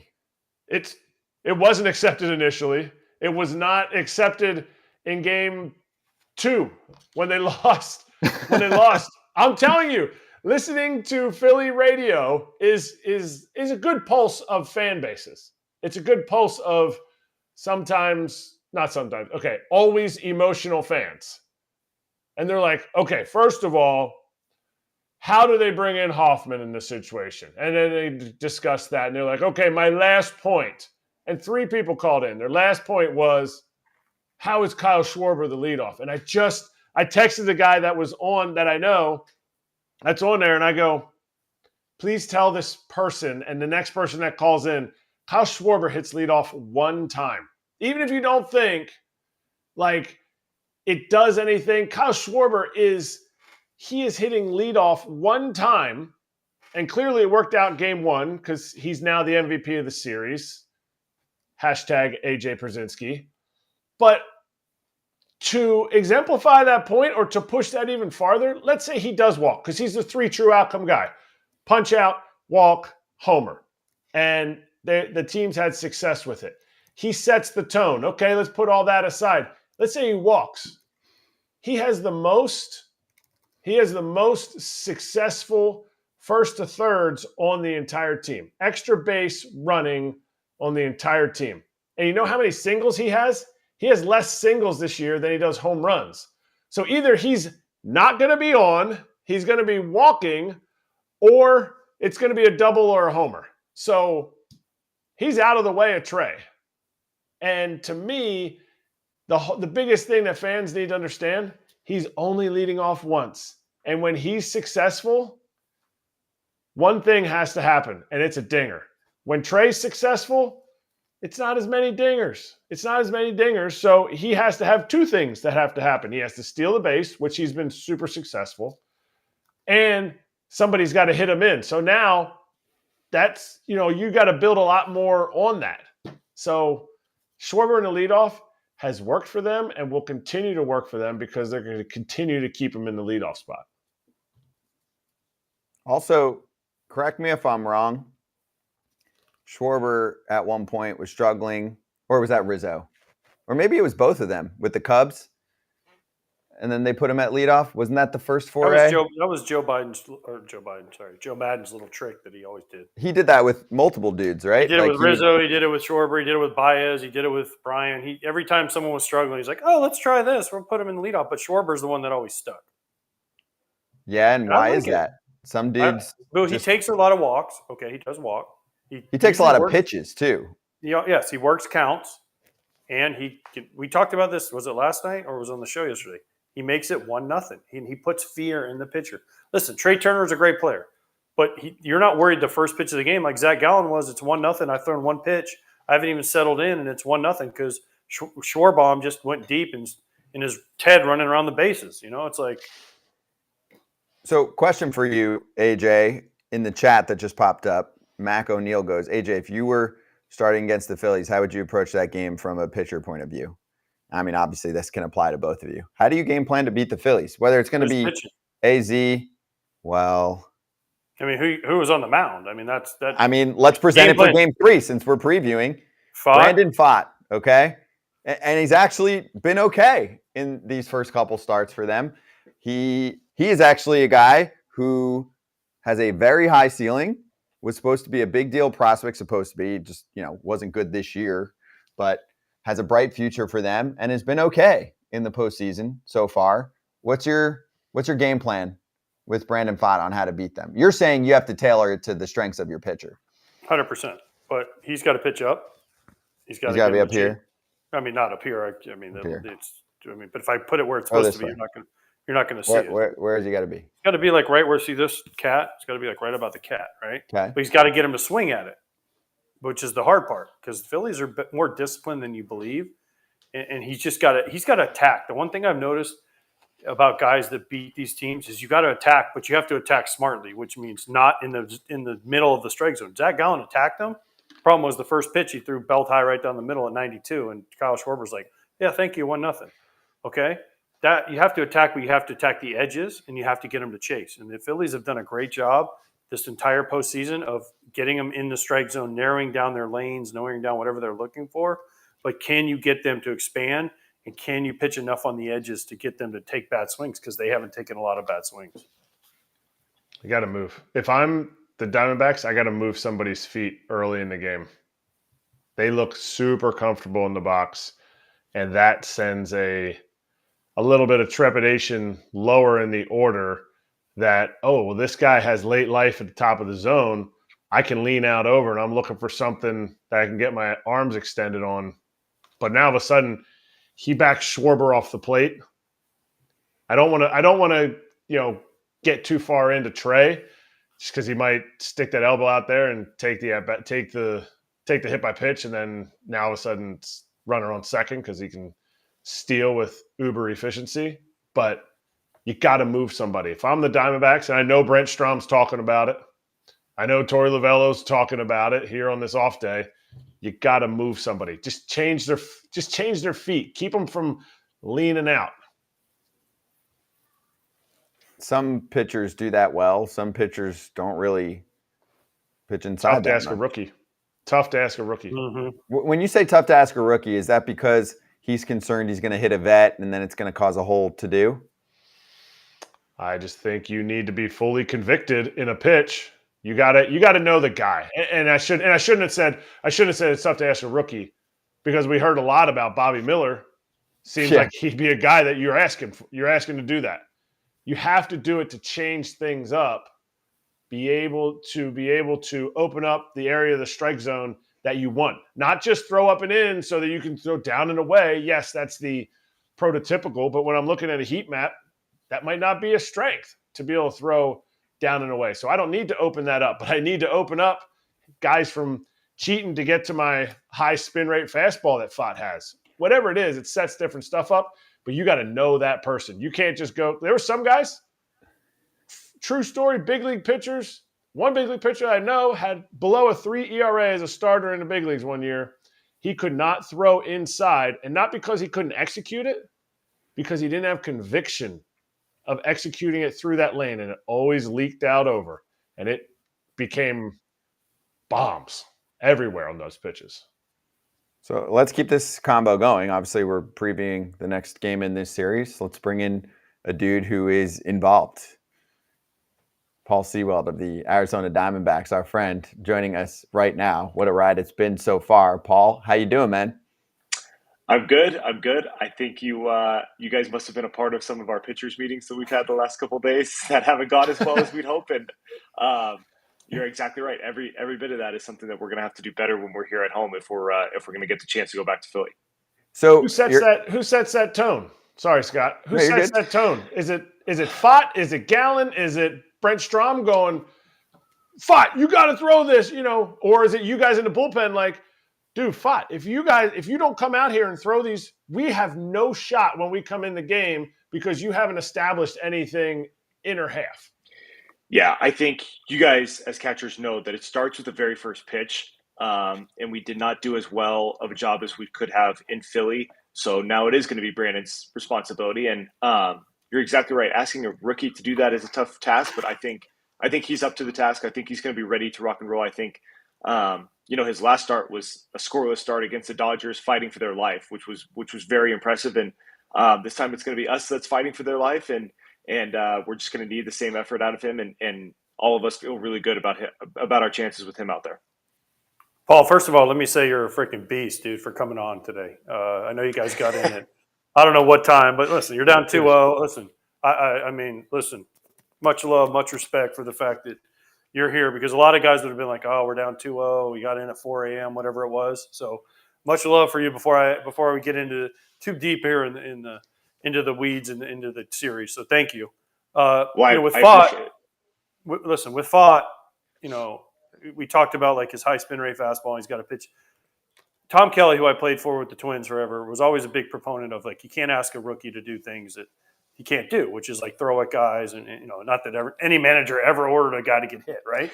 So I know we're kind of, and I don't want to say he's going to throw at anybody, but does Brent Strom, does Torrey go to him and say, listen, forget, you not throw at a guy, but like the first hitter of the game, you need to announce your presence, right? And just like up, right, to Schwarber, into Schwarber, and then you just carry that over. Because for me, Fott has to be ultra aggressive in this game, but he has to be aggressive not in the middle of the strike zone. Right. No, that's exactly it. That's the key. Is we can't throw pitches over the plate because they're starting to get whacked because those guys are confident. But we really have to get him off of the plate, and we have to get on those edges. But he has that great sinker that really starts to run in on righties, which I think could be really effective of getting 2/3 of their lineup really off of the plate with that stuff that kind of looks like it's in the corner and then it's really off, makes those guys kind of jump out of the way. And he's really going to have to throw that four seam up at the top inside to Schwarb, to Bryson, Brandon, those guys, and really start to get those guys away from the diving out. Because obviously Schwarber's homer on the changeup yesterday, that's just a he was not intimidated that we were going to come inside, and because that was a pretty good pitch by Merrill, and it just it just hasn't really worked out our way so far. And these guys are rolling and they're feeling confident. So what we're going to have to do is get them uncomfortable. And you're exactly right. And we're not throwing at anybody. This is a postseason series. There's none of that. We're not trying to send a message for later in the series, but we are going to have to figure out a way to get them uncomfortable in the batter's box. And the best way is to kind of have pitches that are kind of moving some feet, running inside hard. And if we just have to figure out a way to get in there, get in there through the first time through the lineup just to try and give us a chance, because obviously, it's not a must win, but it is a must win. But we also need to get something fixed if we're going to win 4 games out of the next 5. Yeah, I want to reiterate that. Nobody is saying that the Diamondbacks are throwing at any Phillies. Don't read more into this. It is a Kratz said mindset. it. Kratz said it. It's a mindset of players talking to players about how they have success. And Paul, it's freaking awesome that you're just being super honest about this. There's a lot of room between the edges of the plate and where a hitter stands, and that's where we're trying to throw the ball. We are not trying to throw a ball halfway into the left-handed batter's box or the right-handed batter's box at all. That's not what we're trying to do. But like we said, there's room between the edge of the plate and the chalk line that we need to really establish if we're gonna win 4 out of the next 5. All right, so analytic people will say, okay, the Diamondbacks are down 0-2. And they'll say, how on earth are the Diamondbacks' 2 best pitchers not have thrown in the series yet, and they've lost and they've been down 2? They say, and the argument is, well, the game didn't dictate that they should be in there. How do you feel about that? Because you and Ginkel are the 2 guys that are the go-to, and are you sitting there in agreement like, hey, if we're going to go down in this game, I got to be in this spot? Yeah. We all have a lot of faith in Torrey and whatever Mike and the analytics team and everyone that's game planning for these games is going through. I know there's a lot of stress. It's a lot easier to manage a game from Twitter or the bullpen, especially in hindsight. It's just one of those things. It's like, we're going to need me, Thompson, Ginkel to throw in order to win this series. And if you get too many looks at us in the same series, then it hurts you later. So it's just trying to find a balance of when can we get our best pitchers in there to give us a chance. Game 1 felt like we were chasing the whole time. I didn't think that was really an opportunity for any of us to throw. And I think we managed our bullpen perfectly and, to put up zeros, and it wasn't a big deal. Yesterday kind of took a turn for the worse. And so then it really looks like, man, we could have tried to, keep it at 2-0. But, in their defense, we didn't get a guy past second base. So it's going to be hard to come back, whether, Ryan Gink and I threw the 6th, 7th, 8th for no reason or not. And it just, they have a game plan and we're sticking to it, and we're not going to deviate from what we've done to get us here to this point. And I appreciate that, because so many teams will completely take a turn and do things completely the opposite in the postseason. And sometimes it comes back to cost you. So, sometimes it works. Sometimes it's like, hey, if you would have just stuck to the game plan that, won us 84 games and won us 2 series in a row, we would have been just fine. So it's a really hard balance. And obviously anybody can overmanage on the 4.5-hour flight home. It's just one of those things that maybe it would have made a difference. Maybe it doesn't. And now everyone got to see the 3 of us, and, maybe we don't pitch well too. And the same thing could have happened to us. And, then we'd be like, oh, now you wasted your 3 best relievers and still lost 10-0. Hey, Paul, you brought it up, the flight. What was the flight like last night? Was there a lot of sleeping? Was there a lot of talking? Was there a lot of commiserating? And is there a guy, like, was it Longo? Is there a guy that stands up and gets on the mic and says, hey, boys, this shit ain't over. Let's go? No, so you know what? It was a full family flight, so everyone we took an extra big plane to make sure everyone had their families and stuff. And so, at that point, you're just trying to make sure that we just get home. And there's nothing we can do about the fact that we're down 2-0 last night or even today. We just have to get back to work. And we're excited that we're going to be in front of our fans and we're going to get this thing going. But I do think when we get there on Thursday, everyone's going to have a lot of pep in their step, and we're going to be excited that we're not at CBP. And we've done the best when we've had our backs against the wall, and our backs are absolutely up against the wall at this point. So we might as well just go out there and do our thing. And I think we got punched in the mouth by the Phillies, and we needed to do that to them in order to calm down those crazy fans. But it'll be good for us to get in front of ours, and maybe we can get some momentum. And you guys know all you have to do is win one game, and then you really start to feel confident that you could win the series. And so it's important that we get out to a good start tomorrow. And I think if we do that, we could really start to play downhill ourselves. What'd you think of CBP? What'd you think of Citizens Bank Park, the Bedlam? Yeah, no, it was loud. It was loud, and they were on their feet the whole time. They also hit 2 homers in the first on Monday, and then they hit a homer in inning 1 and then inning 3 last night. The fans are excited because they keep hitting homers and getting them excited, especially after the introductions and the whole thing. That was the worst thing that could have happened to us was getting down early and obviously Zach and Merle are doing the absolute best that they can. It just didn't work out for us while we're there. But I think when you get the crowd going like that and then they get those big leads early, that's they're going to be extra loud, and Philly fans are extra loud. And it was quite the environment. It was unlike anything I had seen. I've played in. I think this is my 5th playoff series, but that was the first time I'd ever had a playoff game where nobody sat down for 9 innings regardless. So if we get the opportunity to go back there, we're going to have to take the lead early and try and put them on the defensive, or we're going to have a tough time again. Who was more annoying? And when I say that, like I watch some teams you play against and you're like, God, I can't stand that team. Like that team. So were the Phillies, the players, more annoying, or the Phillies fans? Man, I guess I would say the Schwarber hitting homers, or those guys hitting homers in the first inning, was probably more annoying than the fans. I think I could have taken the fans if we were winning 5-0. The fans are just rowdy and they're cheering on their team, and unfortunately they had a lot to cheer about for those 2 games, and they've had a lot to cheer about at home over the last few years. So they just feel really good in that ballpark, and they played confident, and just a message that they've just looked very focused and very motivated. You can just see, it's unlike anything I've ever seen, a team that just feels like they look like they're on a mission, and they played like it the first 2 games this series, and we're gonna have our hands full to try and win 2 before we get a chance to go back there. Is there anything that you think other ballparks can do to create what Philly has? I'm not saying they're the only fan base that is crazy, but I don't know, like just ideas in general. Like if I was working, I'm always trying to think like business wise and competitive edge wise.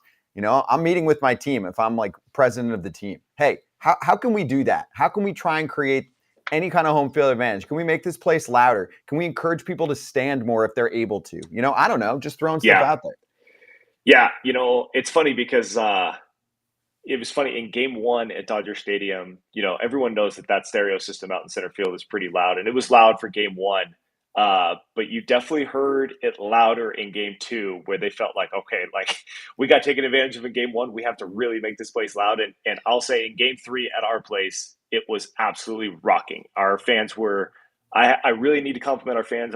I was a little bit nervous that we were going to have some Dodger blue in the stands for that game, and it wasn't going to feel like a home game, but that's the opposite of what it felt. And a lot of credit to them. They were rowdy, and it was the same thing. We got that big 4-0 lead with the homers, and they just kept it the entire game. And even when the Dodgers stopped back, it just felt like our crowd was not going to let them get anything more. And I could barely hear my pitch comm in the 9th inning. I had to keep my glove over it, which is a credit to how loud our fans were. So they put the decibels up on ours too, and it's just it's way different. A June 15th game is just not going to be the same as an October 15th game, and there's nothing wrong with that. But I know our fans were very rowdy against the Dodgers, and I'm hoping that they're going to be extra rowdy this week because we're going to need them.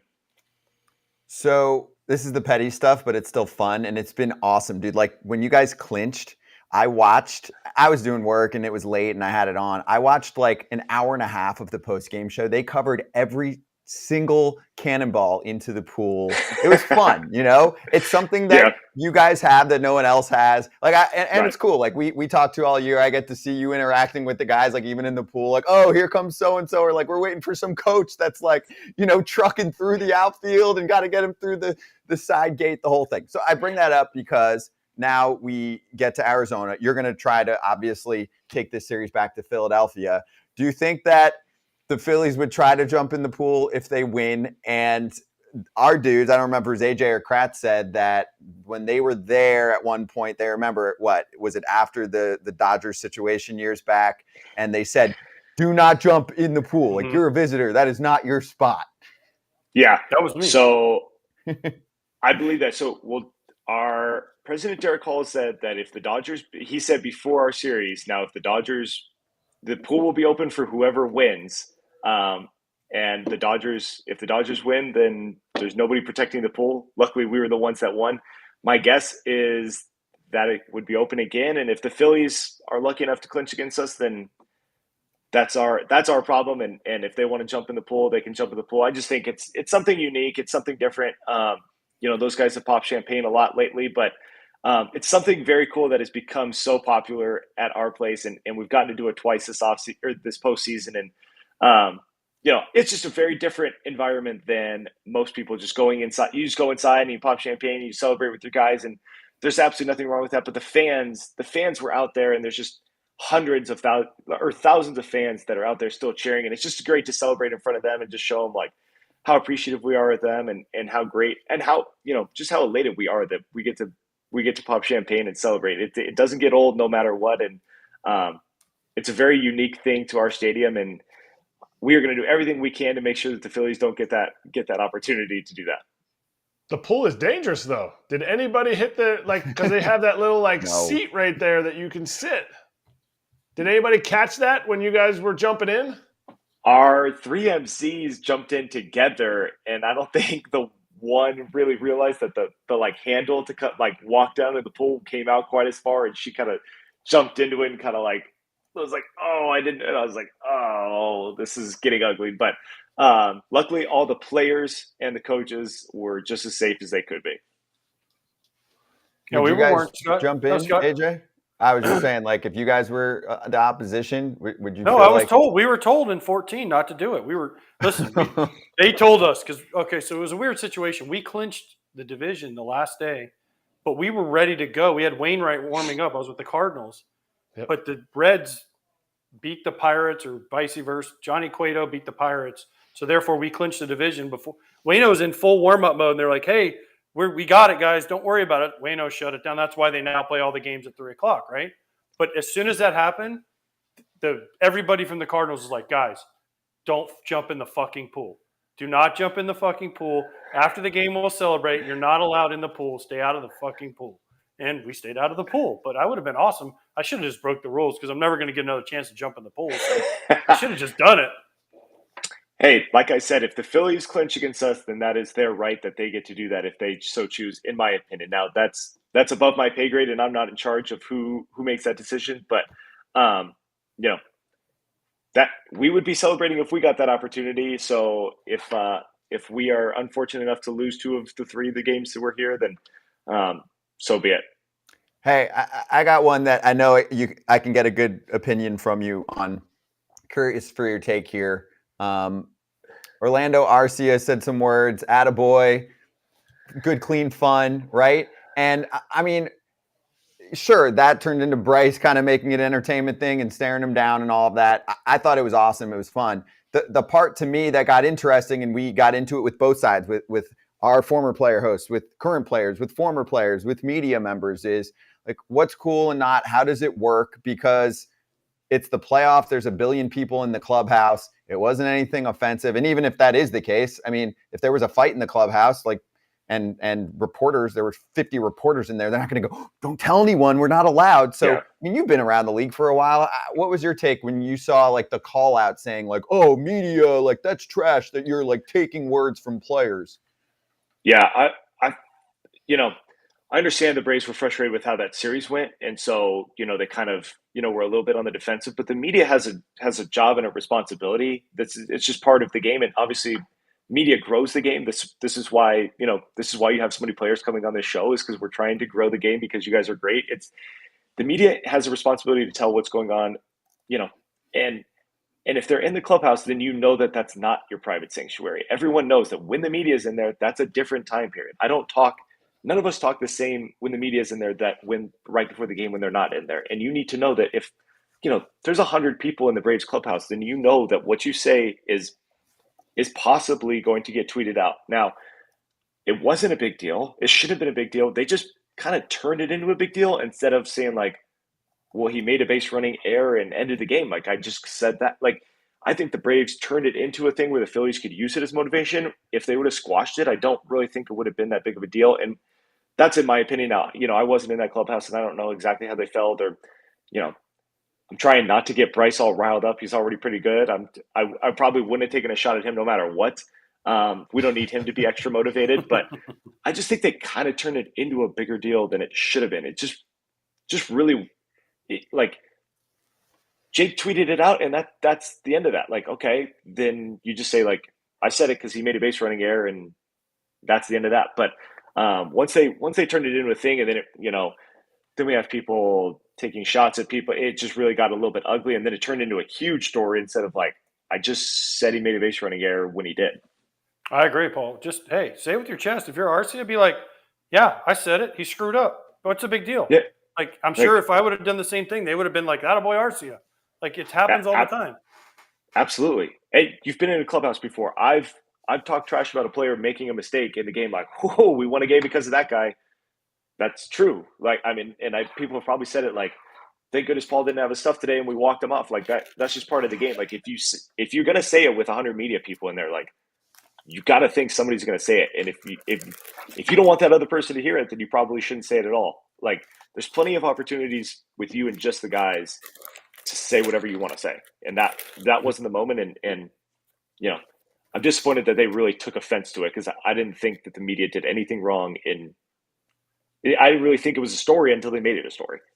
Spot on. And there's just no reason to, like, pit sides against each other in a story like that. Spot on. And our guys were vocal about it, Yeah, like, we're working together. That's what this show does. This show is with players, for the players. Like, we're all working together in trying to tell our story. Like, you just have to, I understand sometimes you don't want to do a media appearance when you're not doing well, but, like, it's kind of like you can use each other to really build your team's brand, your personal brand, and just baseball in general. And to, like, be players versus media at that time was a bad look. And it's really tough in the playoffs to be players versus media. There's going to be more media there. Yeah, it's not the time. I got two more quick ones for you. One is fun. What's the sleep schedule like when you do have a situation like this? Like, you get in super late. Like, do you try and, like, do the nap, then have your day, then go to sleep early? What's the key here for you? No, so we have a workout kind of in the afternoon today that I'll go. So we are so fortunate to have an absolute village to help with our family. So we didn't bring our daughter to Philly because just the timing, and obviously getting home at 4:30 last night, it probably was a good idea not to bring her. But she's so much fun. She's having fun with my aunt right now. And so they made a little bit of noise in the morning, and my wife and I woke up like, oh, that's earlier than we thought we were going to wake up. But getting to wake up to my daughter was a good way to get right back on Pacific time. And we're going to go to the field and do the workout. And we have a 2:00 game tomorrow. So, kudos to whoever decided that we're going to play at 8:00 Eastern and then 2:00 as soon as we get home. You're welcome. Who makes that schedule? So that was fantastic. Hey, Jay. You're welcome, Fox. You're welcome from. Oh wait, no, you're on Turner. Never mind. Yeah, we're on TV. So, but it's so we're gonna hurry. We're gonna hurry to get to the workout. We'll have easy dinner. We're trying to get settled, and then we'll just go to bed early and be ready for the day game tomorrow. Cool. Love that. And then last one, and this might be an answer for the off season, but apparently you have a thing with Torey Lovullo that you guys say to each other. Someone asked him, like, oh, what does Sewald say? And he was like, oh, we have a thing. And then I think it was from the post-game show, and I was like, follow up, but I think they moved on or something like that. So is it something fun? I think it is fun. So, when I got here, we lost 9 straight games. I was starting to contemplate what the heck happened during this trade. And, San Diego blasted us again right after we got swept by the Dodgers. And it was just like, and Torey's not this person to have meeting. Torey's not a meeting person, and he's just calm, cool, laid back Southern California guy. And he called in a meeting, and he was like, I'm tired of us. And I think this has already come out, so I don't know why he thought it was bad, but he said, I'm tired of us being the JV team to the NL West. I said, you guys need to step it up, and you need to start playing the way you're supposed to be playing. And it was a good message to kind of like, all right, like, Skip's very laid back, but he knows that this is a pivotal time that we really, like, our focus levels need to be higher, and we need to get it together. And after the game, and just to beat the Dodgers, I think was huge for us mentally and just as an organization. I just kind of joked with him. I said, not bad for the JV team of the NL West. And it was, I don't think any of us really thought that message during the series, but it just, I don't know why it came to me right in that moment. I felt like that was a moment that really turned our season around, and for us to celebrate against a team that's, given it to us pretty good the last few years and has dominated our division. And it was just important for us to really put our foot down. Paul, last one, at least for me. I don't know if these guys will probably come in with some. over No, the we're top. good. Last one. Let him go. Okay. How on earth, and I'm so proud of you not to say this, but you guys got so much rest, right, before the NLCS. Is that why you guys are down 0-2? Because you guys got too much rest and you can't handle it? Oh, man. I want to give the Dodgers, the Orioles, the Braves a little bit of credit. Like, I don't really know what the right answer is. It obviously hasn't worked out the way that we really wanted, but there's no losing playoff games now. There's just too much money. It's taken forever to get to 2 to 4 to 5, now to 6. Like, we're not going to go back down. I really don't know what the answer is. I talked to a couple people when we got to Philly, and I said, well, what were the Braves doing to stay ready? And they played multiple inter-squad games. They brought in extra guys. They played at the right times. So I kind of was like, all right, that seems to me like you did everything you could to try and stay ready. I don't really know. I know that's going to be that's probably Rob's biggest complaint and biggest problem right now is trying to figure out how to create the advantage for the teams that win their division and finish the first two. And I do think there's something to it, but it's above my pay grade. I haven't come up with a single idea that makes it better. Now, that's not an excuse. That's not an excuse for the Braves. It's not an excuse for the Dodgers. It's not an excuse for the Orioles because the Astros did just fine, and they did just fine last year, rolling through the playoffs. So we didn't use it as an excuse. The Phillies sure looked like they were ready. So no, we had an inter-squad game. We did everything we could to make sure we were ready. We just didn't play the way we had hoped, and it's tough. I don't really know what they're going to do, but I do think we have to try and come up with something different. I feel bad that you can win 100 games and then feel like you're ice cold going in the postseason. That's not exactly how it's supposed to go, but that's why you play the games. It's not the we won the most games in the regular season award. It's the postseason. It's the World Series, and that's just the way it works. Okay, I have the solution for you. Here it is, but you have to choose. Throw it at me. All right. Next year, the Diamondbacks win 102 games. You're the number 1 seed. You get to choose. Do you want to play in the wild card game or do you want to take the days off? We want to take the days off every time. Okay, then. Yep. Tell everybody else to zip it. You can line up your pitching. Like, there's a huge advantage to getting that break. I know it didn't work out the way baseball really hoped this time, but there is a gigantic advantage to making sure that you can line your guys up. So we had to go into game 1 of the wild card series with fodder instead of our 1 and 2 because we had to battle in, and then it worked out well that we could throw Merrill in game 1. Like, we really had to work into that system where we could get our guys lined up. But yep. We would choose to be the 1 or the 2 seed if we had that option every time. And I can't imagine a single team who would want to play more games in a difficult environment. That sounds crazy. I can't imagine that would happen. Imagine if there's one team that's like, no, Kratz, like, we want more competition. We will be the ultimate champion this year. Like, that's how you get smoked in the wild card series right away. Exactly. You did that. You get absolutely smoked.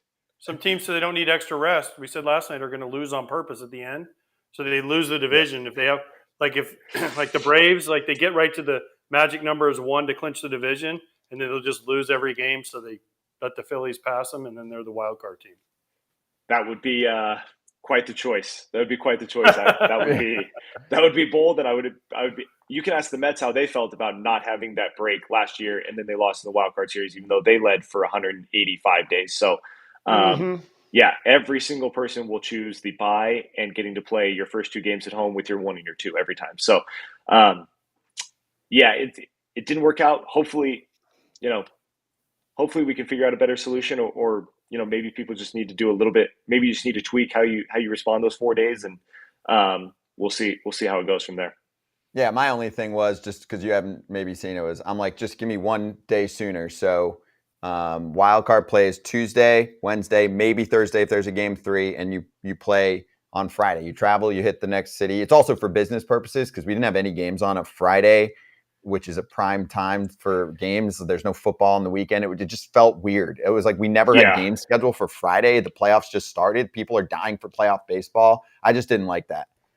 Yeah, I think that's fine. I think if you're in the wild card series and you have to go to 3 games, like you shouldn't get an extra day to try and line your guys up. If you have to go 3 games and you battle, then that feels fine for me. That like, hey, you have to throw your 4 starter, you have to throw a bullpen the first day. Like that seems fair that that the playoffs could start Friday instead of Saturday. Now, it wasn't great having like Saturday. I mean, it worked out really well for us, but Saturday game, Sunday off, Monday game, Tuesday off. I mean, it felt like we didn't really play any games against the Dodgers, and it took a week. That was a little bit different too, especially after the sweep against Milwaukee. So maybe a little bit of tweaking, maybe a little bit of extra help there. We could try and figure it out. I think, as we know, if we can ever get to 32 teams, so we can make it geographic, this would be really easy. You wouldn't have to worry about travel. You could just say like, hey, you got to play tomorrow because you're going to have a short flight. But yeah, for now, maybe you're right. Maybe Friday games is when the NLDS starts or the ALDS starts. Maybe that's a good start. At least it's one day closer.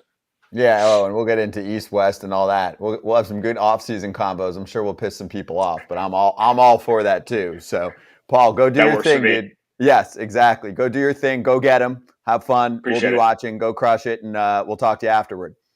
Awesome. Love you guys. Thanks for having me on. Same here, dude. Love having Paul Sewald with us.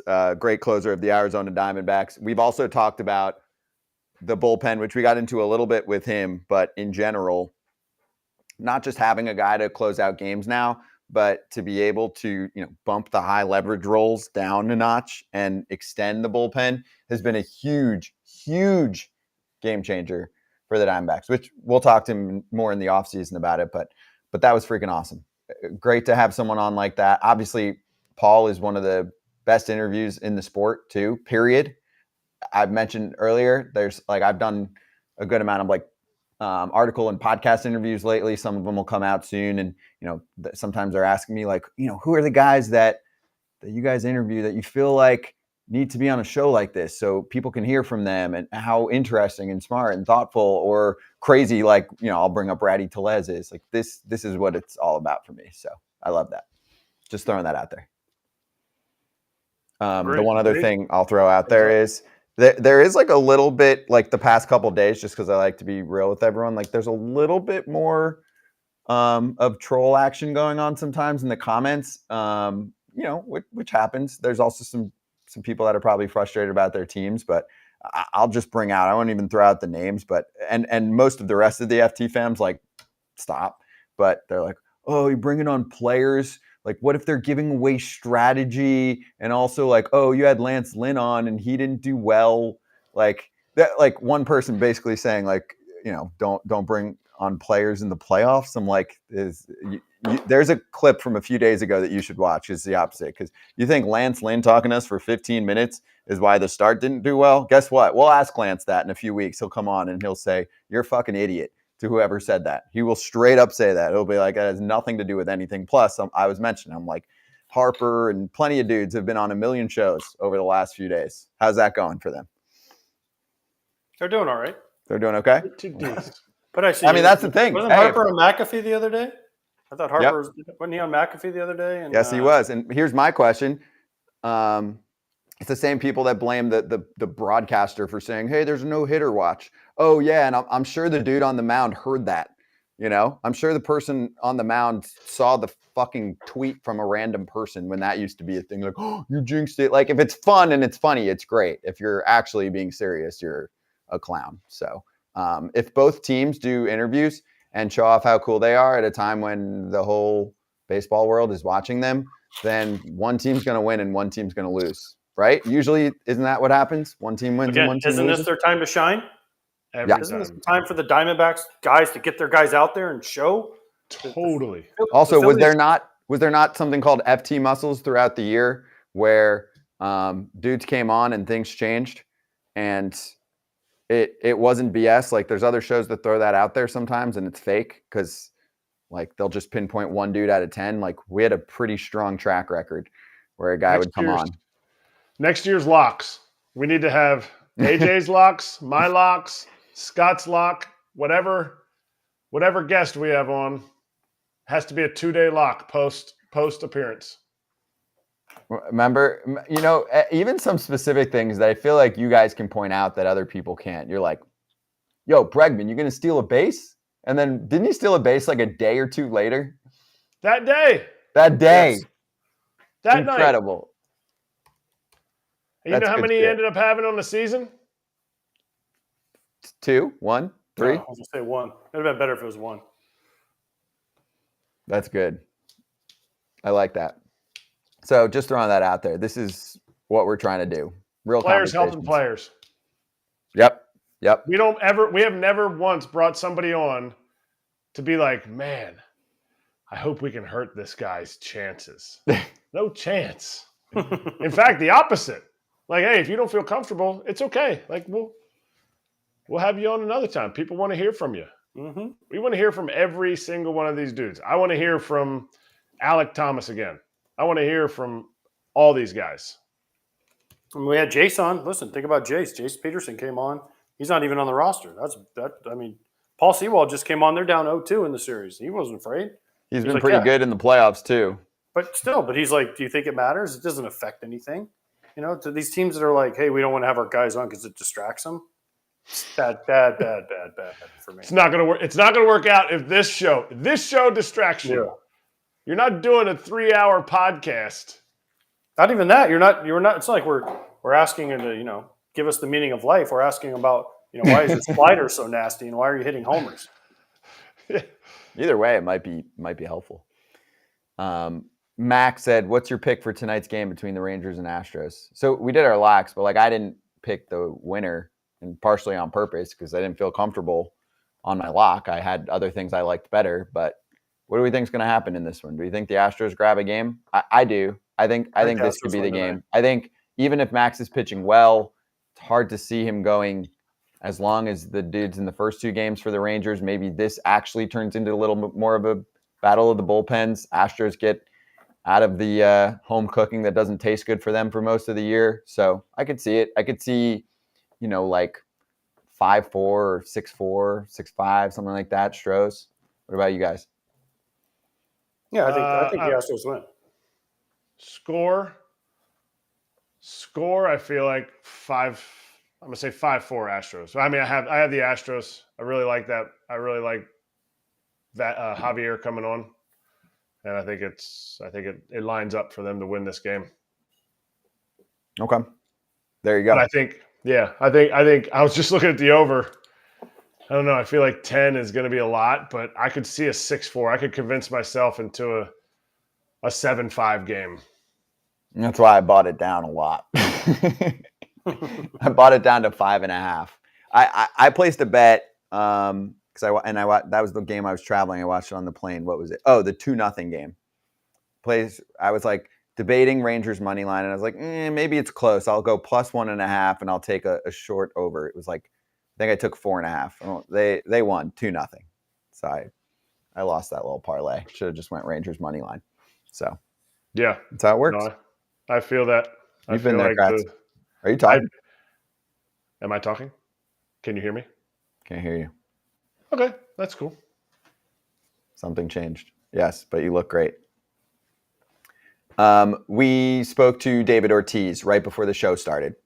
I know some of you have been waiting for this. It is a solid Legends territory, 40-ish minute conversation. We're going to give you a little piece of that combo right now on the show, and then the full combo will air on Legends territory. So as promised, some David Papi talk. Let's run it. Can't be free. I take the weight on my shoulders. I feel the sky come down on me, and I can't hold it much longer. Gonna let go so I can be free. Yeah, yeah. Oh, yeah. Yeah, yeah. What's up? Braun and Pierzynski for this portion of FT Live. We're about to bring in your boy. You guys grew up together. You raised him. David Ortiz is going to join us in a sec. I No? wouldn't go that far. I think maybe the other way around. 'Cause Exactly. He beat me to the big league. So I'm going to say he raised me. How about that? Okay, fair. That's fine. I'll ask him directly to get his thoughts on raising a young AJ Pierzynski. But Big Oh, Papi's boy. going to join us in a sec. He is a big part of a documentary that will be shown after Game 3 of the ALCS between the Rangers and the Astros. It'll be on FS1. It's called The Game That Changed Everything, Yankees, Red Sox, 04 ALCS. Here's the trailer. Fenway Park is filled. Every seat is occupied. It's the greatest rivalry in sports. Fourth game of the American League Championship Series, the Red Sox and Yankees. We didn't like each other. It's the single greatest sports story of all time. It's biblical. No team in baseball history has come back from an 0-3 deficit. I know what being under pressure was like, because I was ready. It all changed in 2004.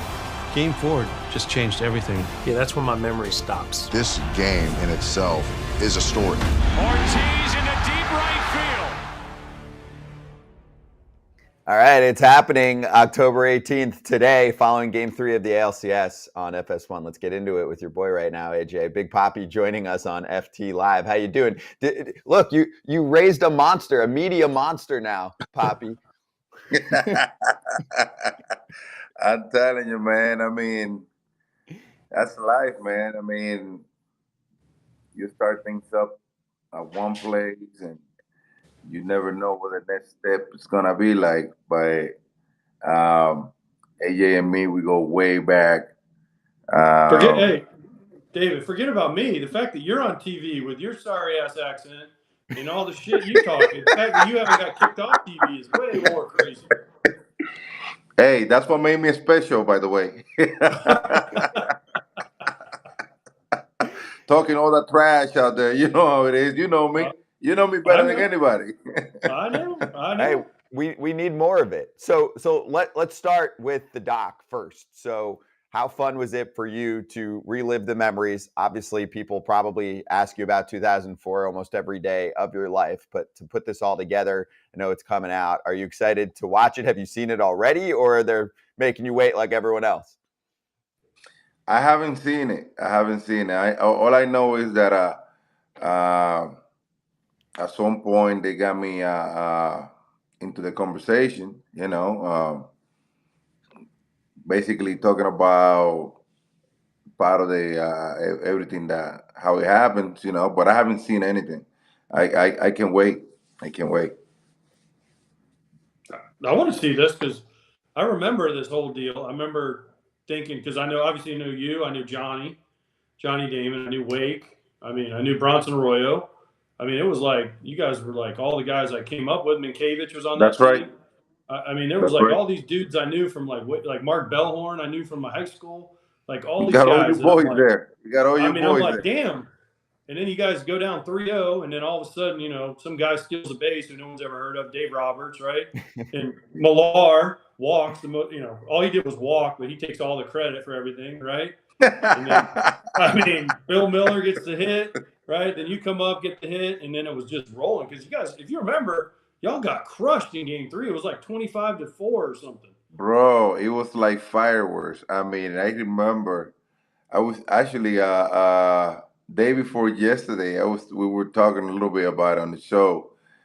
And I remember the one thing that I never forget is the ball that Gary Sheffield, my boy Gary Sheffield, hit off the Green Monster. He hit that ball so hard, and that was so loud that when the ball hit the Green Monster, came back close to the shortstop. Cabrera picked him up, and I'm like, this is insane. These guys, they are destroying us. You know what I'm saying? But you know how the games go, AJ. You play the game for a long time, and you know that it's never over into the last out.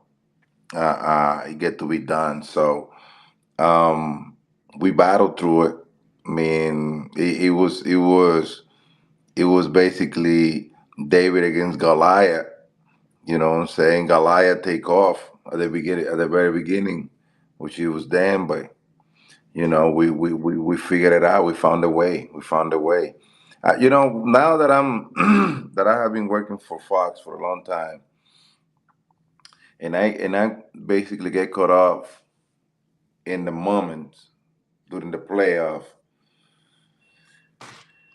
One thing that I realize is that the experience the experience in the playoff is something that I would not change it, not even for talent when it comes down to the playoff. And it's because during the playoff, and you know this, the playoff, once you turn on the switch, not everybody's prepared to be in the playoff. Even if you made it, not everybody prepared to be in the playoff. If you don't have the experience, if you don't have guys in the team that know how to survive through the playoff, it's a different environment. It's a different feeling. There's a lot of emotion. The fans that didn't scream during the regular season, they're gonna be screaming during the playoff. People that wasn't able to come to see you during the regular season, they're gonna try to come and see you during the playoff. I mean, it's a lot. For example, you look at the Baltimore team that they just whoop everybody during the regular season, but it was a group of young kids, very talented, that it looked like they need guidance once they turn on the switch, the playoff switch. They're gonna be better. They're gonna be good. Don't take me wrong. They're gonna this playoff that they were part of this year for the years to come. They never gonna forget about. I'm telling you right now, playoff experience. You see now, uh, uh, manager like Bochy and Dusty Baker at the head of things. Rob Thompson, who basically with the Yankees, he was there for years. I mean, he had that mentality, he had that mindset. You know, you need it during the playoff. That's something that teams, when they are getting prepared to, because I see teams that they get prepared to play during the regular season, but they don't get prepared to be in the playoff. To be honest with you, because the playoff is a different monster, and people don't understand that. Do you think that has to do with veterans? I mean, the Rangers spent a lot of money on Scherzer, Evaldi, Corey Seager, Marcus Semien, right? Like they went out there and they picked up guys that have either been in the postseason and or have been in the league for a long time too, and it's making a huge difference. You're pointing to Baltimore. That's all young guys. I mean, Baltimore tanked for 6 years and they had nothing, and now they've got all young guys, but they didn't really bring in anybody big in the offseason. They didn't spend any money to try and help their guys. Am I onto something? That answers your question. Texas, they just didn't go for players that were gonna help them to win during the regular season. They went for play. Listen, when they signed Corey Seager, it was a lot of criticism about Corey Seager getting injured, getting this, getting that. Who's the man now? That's right. Corey Seager. He been in playoff. He know how to handle a business in playoff. You're talking about guys like Ubaldi, who doesn't. Ubaldi is the type of player that he don't get the recognition that he should. I mean, this guy is on my top 3 pitchers in the game as of right now. This guy, he's a hardworking guy. I mean, we have it in Boston for a couple of years, and going into the clubhouse, watching his work ethic, watching the way he get prepared. When I see him out there pitching, he gave me goosebumps because he worked for that. He worked for those moments. And you're talking about a guy that for us in Boston, he did something that you're not gonna see too many pitchers do it, which is start again. And when you need him as a closer, he come in and represent also. I mean, this guy's a beast, and you don't see many people talking about him. You talk about Scherzer. Look at what Scherzer is gonna try to do now, because he know how to handle the business. I would not be surprised if he come out there and perform at the highest level. He know how to do it. He know how to get it done. You know what I'm saying? I don't know much about his injury, what happened, but remember he got one more year on his deal. So I guarantee you that if he's not ready, they're not gonna throw him out there, even in the situation that they are in. You know what I'm saying? They're gonna protect him as well. But like I say, man, playoff experience that take things to the next level, because when you go back to the situation that we went through in 2004, remember in 2003 we went pretty much we went pretty much to the same thing. the year before, and that stay with you. That when once you step on that situation once again, the way you handle it, the way you handle the pressure, the way you handle the fans, the way you handle the situation, it's different because you've been there before. You know, it's not like you when you haven't been there. Hey, David, do you believe you're talking about experience, right? But do you believe that there's got some guys that are just born with it, born with the moment, the ability in big moments to get those hits? Because I look at you and I tell the story when people ask me, what was David like in A-ball when you guys played together? And I tell the story, well, first of all, he was David Arias, and he was 7 years older, and then we traded for him and became David Ortiz and lost 7 years. So I don't know, but which is fine. But I remember the first time we ever played together was in Fort Myers, and first game of the year, we were playing. You probably don't even remember this. And we were playing, I don't know, in Fort Myers, and they bring in a lefty in like the 9th inning, and David went oppo for a home run and walked him off. And I was like, damn, this dude's pretty good. And then obviously you went on and you got to the big leagues. You went from A-ball to the big leagues that year. And you got – what people forget is when you were with us with the Twins, you got a lot of big hits for us. So do you think that, like, it was just – some people are just born with it, or do you have to learn that? Because it seemed to me like you just had it from the get-go. I tell you what, that's a good argument right there. I will say this. I believe, there's people that they born with that because I see a lot of, for example, you go to the Houston Astros team who have been in the ALCS for the past decade, I would say. They had guys that they had been able to come through. Like when you see kids like Altuve, Correa, who was part of that. I mean, Correa, if you look at Correa regular season, it's not a regular season that kind of impress you the way you expect coming from a guy like Correa. I mean, I know he's dealing with a lot of injuries and stuff like that. But during the playoff, this guy he's a beast. You know what I'm saying? The last guy you want to face to the playoff is guy like Correa, guy like Alvarez, guy like Altuve.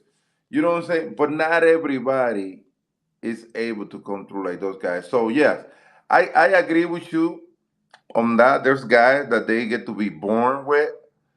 Like there's guys that they have to work their way. But the guys that are born with, there's not many. So it's not fair to basically look at it that way. Now,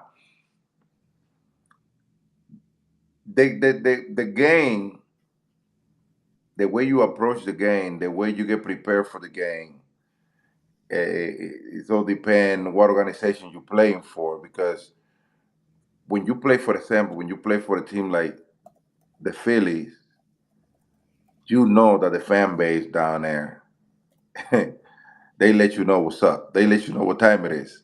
And if you are not ready for the fan base, you ain't coming through because you're gonna feel a lot of heat, a lot of pressure. You know what I'm saying? And there's some other places just like it.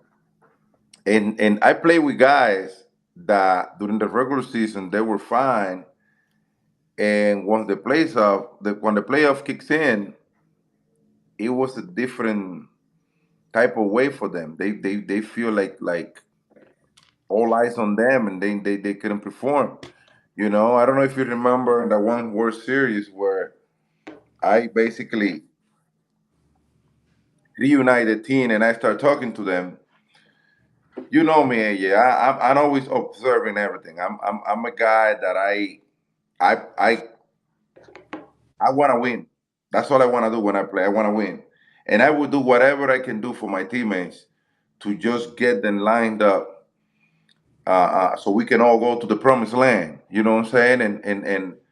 And I know we had a good group of players, very talented, but everybody was young, and not many of us and on that team have the playoff experience because it was basically a group of guys coming from the farm, guys that we got from some other organization, this and that. You know, it was a very very young team. But the good thing about it was the had guys with experience like myself. You got Johnny Gomes. You have a group of guys there lined up that have an idea. So one thing I saw, everybody was okay with just being in the World Series. And I wasn't okay with that. I was okay with winning the World Series.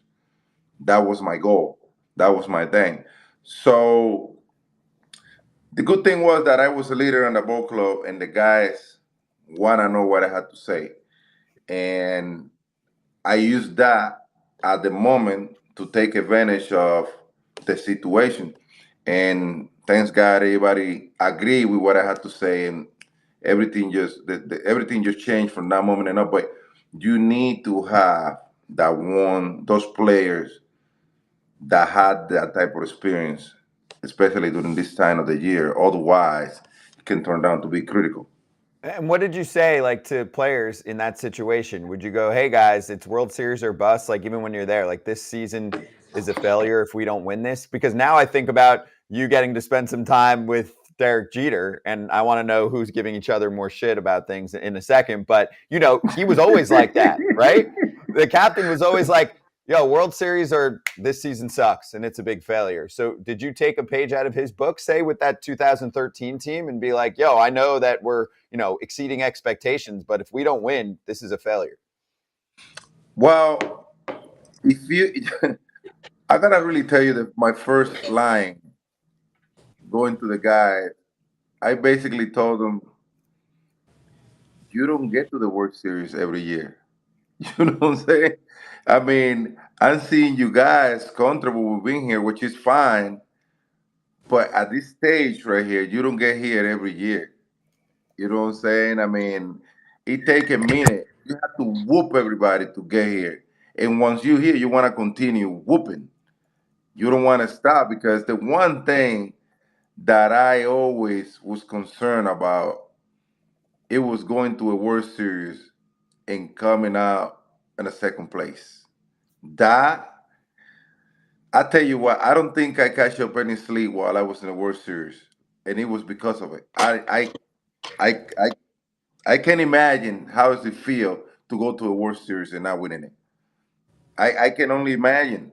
I was lucky enough to win every World Series that I was part of, but it's a big failure to me to go to the World Series and not winning it. It's a big failure. I don't agree with just going to the World Series and not winning it. I don't know. Probably because I was lucky enough to win the 3 World Series that I was part of. But I just think about this. You fight through the whole year. You finally put a good team together that whoop everybody. You get to the World Series. What do you think is next? Win it. Win it. Because otherwise, if you don't win it, you had to start all over. It's like starting all over, and nothing guarantees that you're gonna be there the following season again. You know what I'm saying? Everybody get better, everybody gets stronger, and just because you went to the World Series, that doesn't mean you're gonna repeat again. Repeat is the hardest thing to do. So when I reunite the guys and I basically start talking to them, that was my first line, bro. We here now. We don't know when we're gonna get back here. Listen, the Red Sox since that went back to the World Series in 2018, right? But it took 5 years to get back on a horse. You know what I'm saying? It took 5 years. After that 2013, it took the team 5 years to be in it, and who knows how long it's gonna take them to be in there again. The way things are looking right now.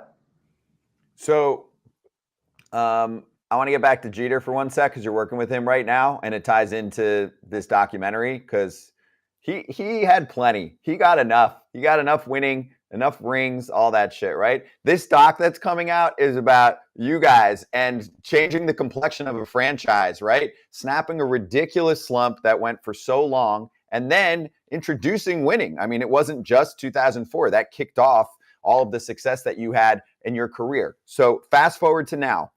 Can you give Derek Jeter shit for the 2004 comeback for the Red Sox, or does he come right back at you and show you all of the rings that he has? I did the other day. You did. That went viral. I saw that, but does he ultimately say, "Hey, dude, I got you"? Right? He's got more rings than you. Oh man, I tell you what. Now that we work together, me and DJ, I always have good. We wasn't like best friend or anything when we play, but we know each other, and I always respect Derek. Derek to me is the type of player that you want to come and watch, going by the business. The guy was very respectful. The guy was nothing but business. I mean, the way he handled the business was very personal. I always say this. Me and Derek, we had different personality, I'm the guy that I always like to be messing around, laughing, this and that. But I would beat your ass. Like when the game time shows up, I'm your number one enemy. AJ and me, we have a lot of back and forth while we play because once you cross those lines, the friendship is over. You know what I'm saying? You got to do what you got to do for your ball club. I got to do what I got to do for my ball club. Game over, we go back. Next day, back into the fight because that's how you handle the business. Derek was the same way. I mean, this guy, he was a straight up business. He don't say much, and I respect that. You know what I'm saying? I respect that. Now that we work together, the human, the person, I mean, I love this dude, to be honest with you. I love Derek. Derek is like, it's a very respectful person. And to me, education goes beyond everything. And that's why he showed, I mean, we get to spend a lot of time together. Now, last night we were sitting down here in the hotel at the bar watching the game last night. And there is a guy that it's fun to be around him, to be honest with you, because the guy, man, the way he manages himself is incredible. And I tell you what, I want to play the Yankees to watch him. I'm not going to lie to you. I want to compete against the Yankees to watch him, the way he handled the business, because it was very professional. Derek never got caught up into any crap, I remember we had those battles where Brawl used to come in, and I never used to see Derek dropping punches or doing anything stupid. Derek was always calming people down, and go by the business, and that's something that I never forget. You know what I'm saying? But when it comes down to the competition, man, I mean, I'll tell you what, I'm not gonna lie to you. When I was competing, I want to act like I was the best on that field. That was my mindset. Nothing else. I every at bat, I used to take it very personal. I want to just beat you, embarrass you, and show you that I was the best. That was my mindset when I played. You know what I'm saying? And to the last day I played. That's the way I want to handle it. So I've got one on one other teammate who actually texted us and said to ask you about this because he's our teammate too at Foul Territory. Ken Rosenthal said, ask Papi why he is the Dominican Ken Rosenthal. I got sources. You're scooping Ken. You're stealing his job. I got sources. I get information. Are you trying to be like Ken? Do you want to be an insider? I don't think anybody can. I don't think anybody can be like him. I don't think so. He's special. He's special. Last night we were having dinner, and when we were about to leave the restaurant, he had a jacket. Right, he was sitting right next to me. They hand me the jacket. Hey, Papi, that's Ken's jacket right there. I'm like, hey, Ken, you think I can wear it? It's kind of cold outside. I don't know if you're gonna fit me. Give me my jacket. I love Kenny, man. Kenny's the best, man, and it's fun. It's fun to basically watch the way he go through details because he get information, man, that by the time we get it, he already forgot about it. You know what I'm saying? He's special. Hey, David, You're talking about, Ken Rosenthal and all this stuff. Was Ken the one that crawled in the sewer and got your chain back for you in London? Say what? Was Ken the one that found your chain when you guys were in London? Is he the one that crawled down in the sewer and pulled your chain out for you? Well, to be honest with you, the guy who did it was his size. That's why you kind of confused. You weren't fitting down there. No chance. Oh, we got video footage. Incredible. That's This right. Is your hero. That's my man, Jesus. Jesus. From the Dominican. Hey, all right. Before you, how many? You won 3 rings, right? Yes. 3? Okay. Yeah. I got 2. So I'm low. You got one more than. Yeah, I got one with the White Sox, and I got one in high school from when my son's team whooped your son's team's ass in the state championship. So I got to get one more somewhere along the way. Hey, you know what? I don't know if you remember me walking into the clubhouse for the World Series with the White Sox. You remember that? Yeah. Yeah, I went to say hi to all of you. And the one thing I remember about that clubhouse, it was that everybody was in a good mood. Everybody. I remember I talked to my boy Freddie Garcia, who was there with y'all at the time. Ozzy. I mean, everybody were in like the winning flow. That's something what happens, though. Yeah, you guys end up just whooping everybody. But those are but you know why that happened? You know why the clubhouse was on that floor? Because it was guys that were there before with experience, giving guidance to the rest of the squad. And that matters during the playoff. Agreed. Incredible. Well, Papi, this was fun, man. We're looking forward to watching the doc. There's just one more message I had to send out to you because Jonathan Papelbon was on our watch party show last night for a few hours. And he said, damn. Thank you so much for donating so much money to all of his incredible dinners. He had the best time of his life on plane rides. He was jealous that he wasn't going on the plane from Philly back to Arizona for the rest of the NLCS because he's like, I could probably grab some more money from someone. This asshole right here also make a lot of money off me right here. Everyone made money off David. It was like David free. I need some money, David. I was terrible at playing poker. Thanks God I was making a lot of money. I love poker. I'm a poker guy, and I heard this is what Pap told me. I don't play no more. I learned my lesson. He told me you got triple aces, but he had a king and you had a queen. He was giving us an example of how it would go. And you'd be like, we both have triple aces, trip aces. Terrible. And he'd go, but I got king high, you got queen high. And you're like, fuck that. No. Terrible. I was terrible. You know what he would do? I'm not going to lie to you. Hey, you know what David would do? We played Boo-Ray all the time. And David would. That was my game. He would start drinking, and then he'd forget what he had, and he'd just be like, oh, shit. I should have stayed in. Oh, shit. Just throw in for no reason.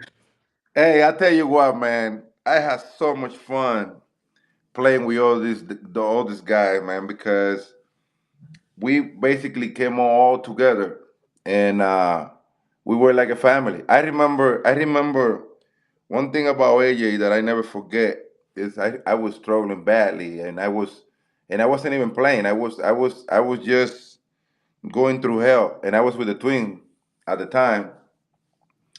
And this guy right here, he came to me, to my locker, and we were kids. I mean, it wasn't like anyone were more than the other, we were kids.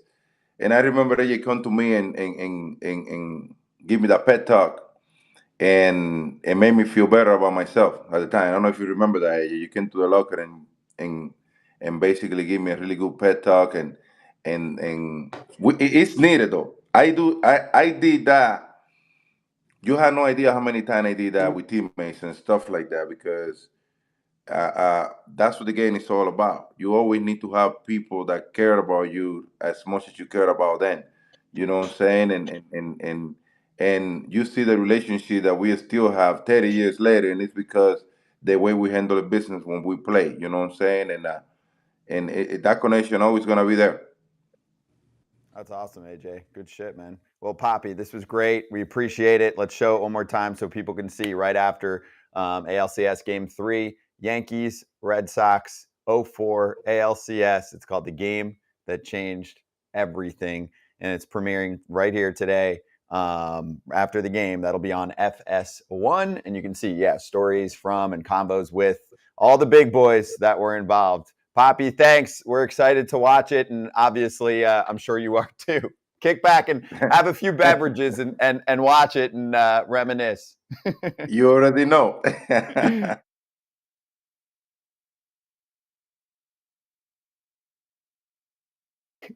Loved doing that. So here's the deal. We will show that entire conversation. You got a good portion of it right there. And just to take you behind the curtain, which full transparency always with this show, Papi Sketch, we had him on right before. That's why Kratz wasn't there and AJ had to bounce. We're all on the road grinding right now, but loving it. And the full conversation with Papi will air on Legends Territory later tonight. And for the LT fans, we run it on YouTube as a premiere, and then you can also catch it, of course, afterwards and wherever you get your pods if you want to listen to it. So I know for some people that's their favorite. They like hearing from the former players who just let loose and can say whatever they want. So it was great to hear from Papi, Mr. Kratz, and I know we got to jump in a sec too. We're a little over time, but what's on your head? Found these today when I went over to my parents' house. I found another stack of like 6 hats. One Dunedin Blue Jays hat. I had a bunch of other ones that weren't like this, like BP ones and everything. The old big Dunedin Blue Jays. Still high A, well, I guess now it's low A of the Blue Jays, but a lot of teams changed. This one hasn't. Nobody has more Blue Jays hats, Blue Jays alternates, Blue Jays BP, the whole deal, than Erik Kratz. You've got them all. I had no idea. 7 years. I mean, all the years that I played, I didn't spend any more time than in the Blue Jays organization. So, and as much as they moved me, they were like, hey, here's another hat. Oh, you got sent up here. You got to be there for 3 days. Oh, getting sent back down. Here's your other hat. So I can't believe I didn't have one of these in my house anywhere. I didn't actually play this season very much. I was on the Phantom IL, so maybe I was pissed and I threw the hat away. At some point when we get through all of them, I want to see them all laid out on the ground or something like that, and you just like fall back in them. FT is back on Thursday. I'll be at Toddfather's spot. Hannah Kaiser's going to join us. Ken's back again. More guests to be announced as usual, and we'll see everyone then. And also make sure you catch the rest of that Big Papi interview on Legends Territory. See ya Thursday. Have fun watching ALCS Game 3.